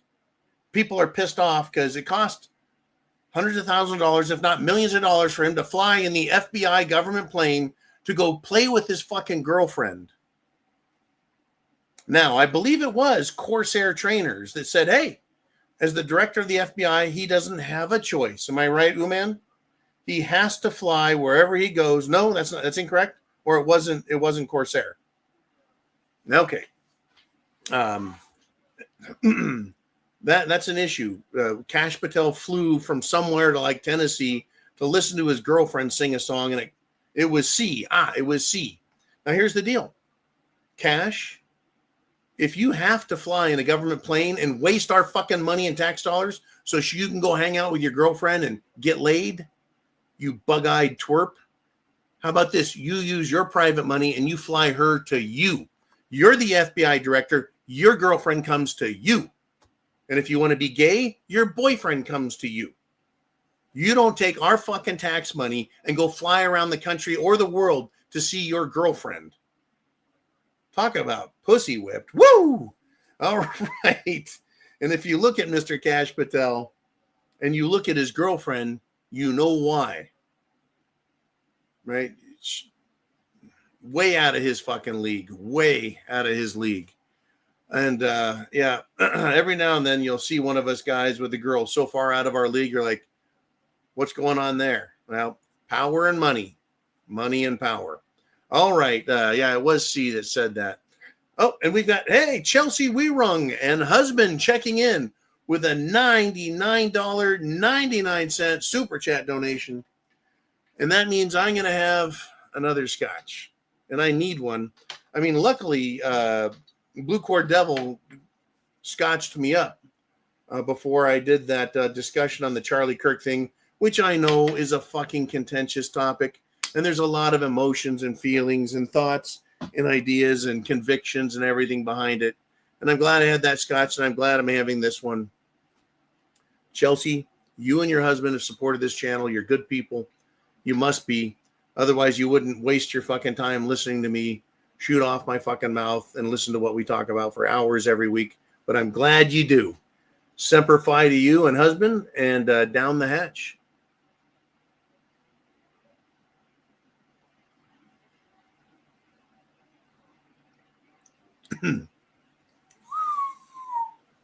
That is smooth. So smooth. Boy, the difference between a 12-year and a 15-year is big, and the difference between an 18-year is just enormous. Thank you, Chelsea. Woohoo! Very nice. Okay, and no question there, Mr. Uman? All right, well, if Chelsea's got a question, of course, let's throw it up there. Who else is out in the audience has something to say, something to do? And it's Blue Cord Devil back with El Duo, $20 super chat, and he says, just like the sickness, and he's talking about COVID, right? The coof, right? The cough, the bullshit, the cerveza bug. Just like the sickness of 2020, I tried to tell my sister not to trust the cure. She took it and got my sons to take it. I'll hold her responsible if anything happens to them.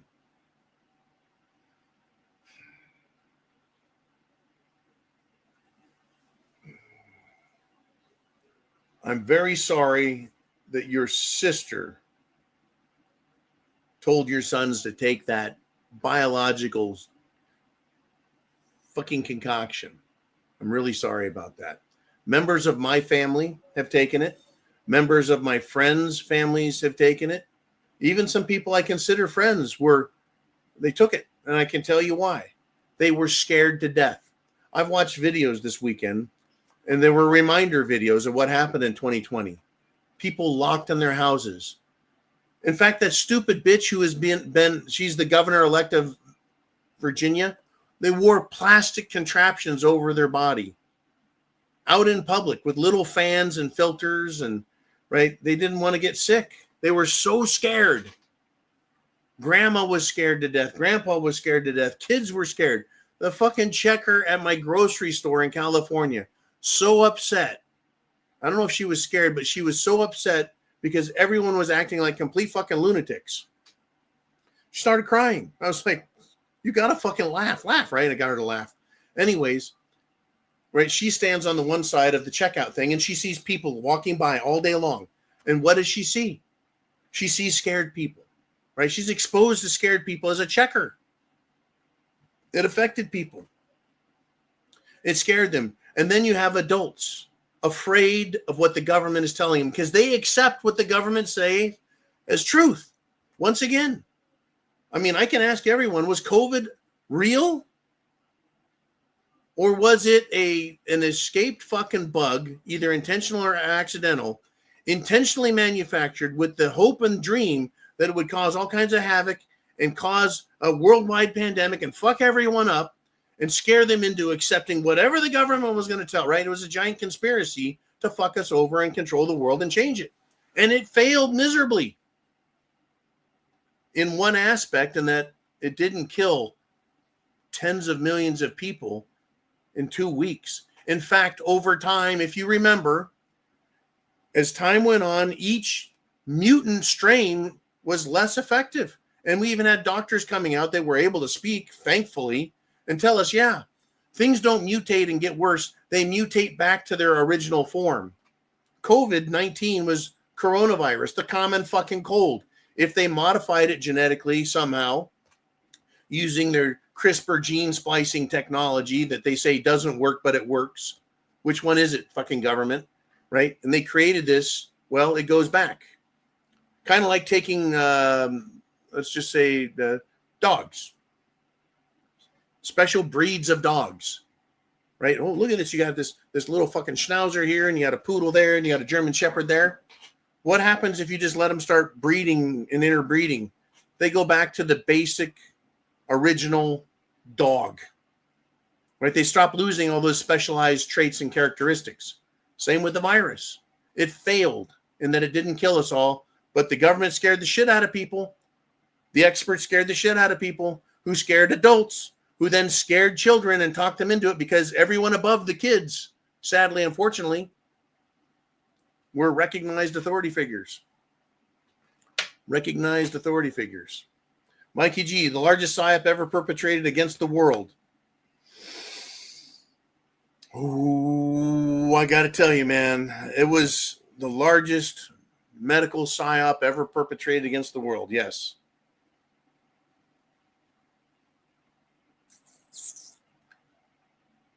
There are other giant conspiracies.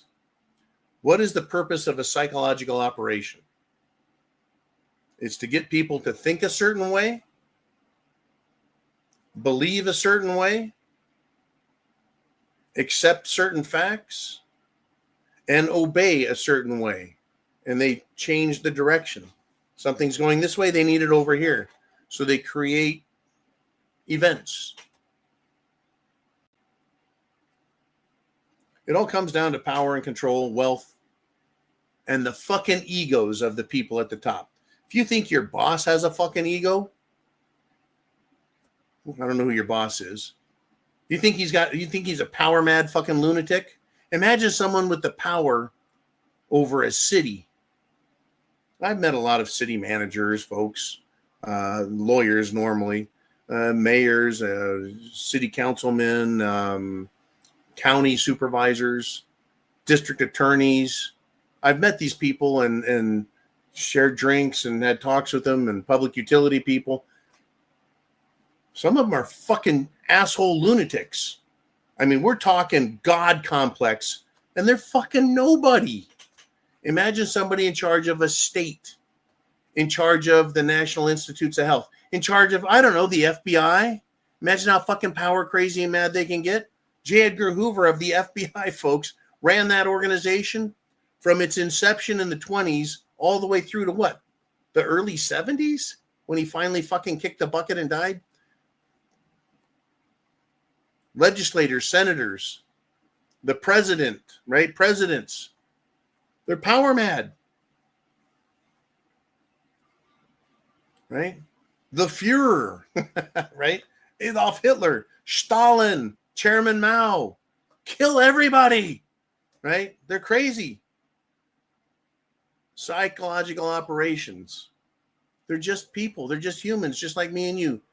They breathe air, they eat food, they shit, and they ultimately will die. But the havoc they can cause is unfucking believable. I really hope everyone is sharing this video link.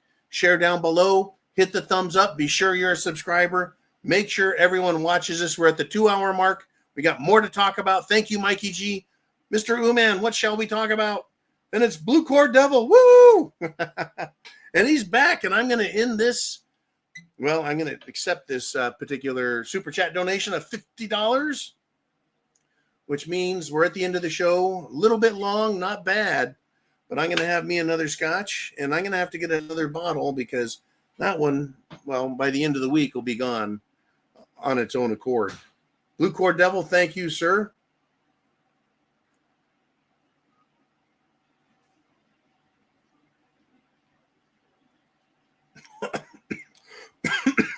Sorry about that. I inhaled a little bit. Blue Cord Devil says, peace and prayers, John, Jolene, Uman, and everyone else. Watch your six. Stay calm. Stay armed.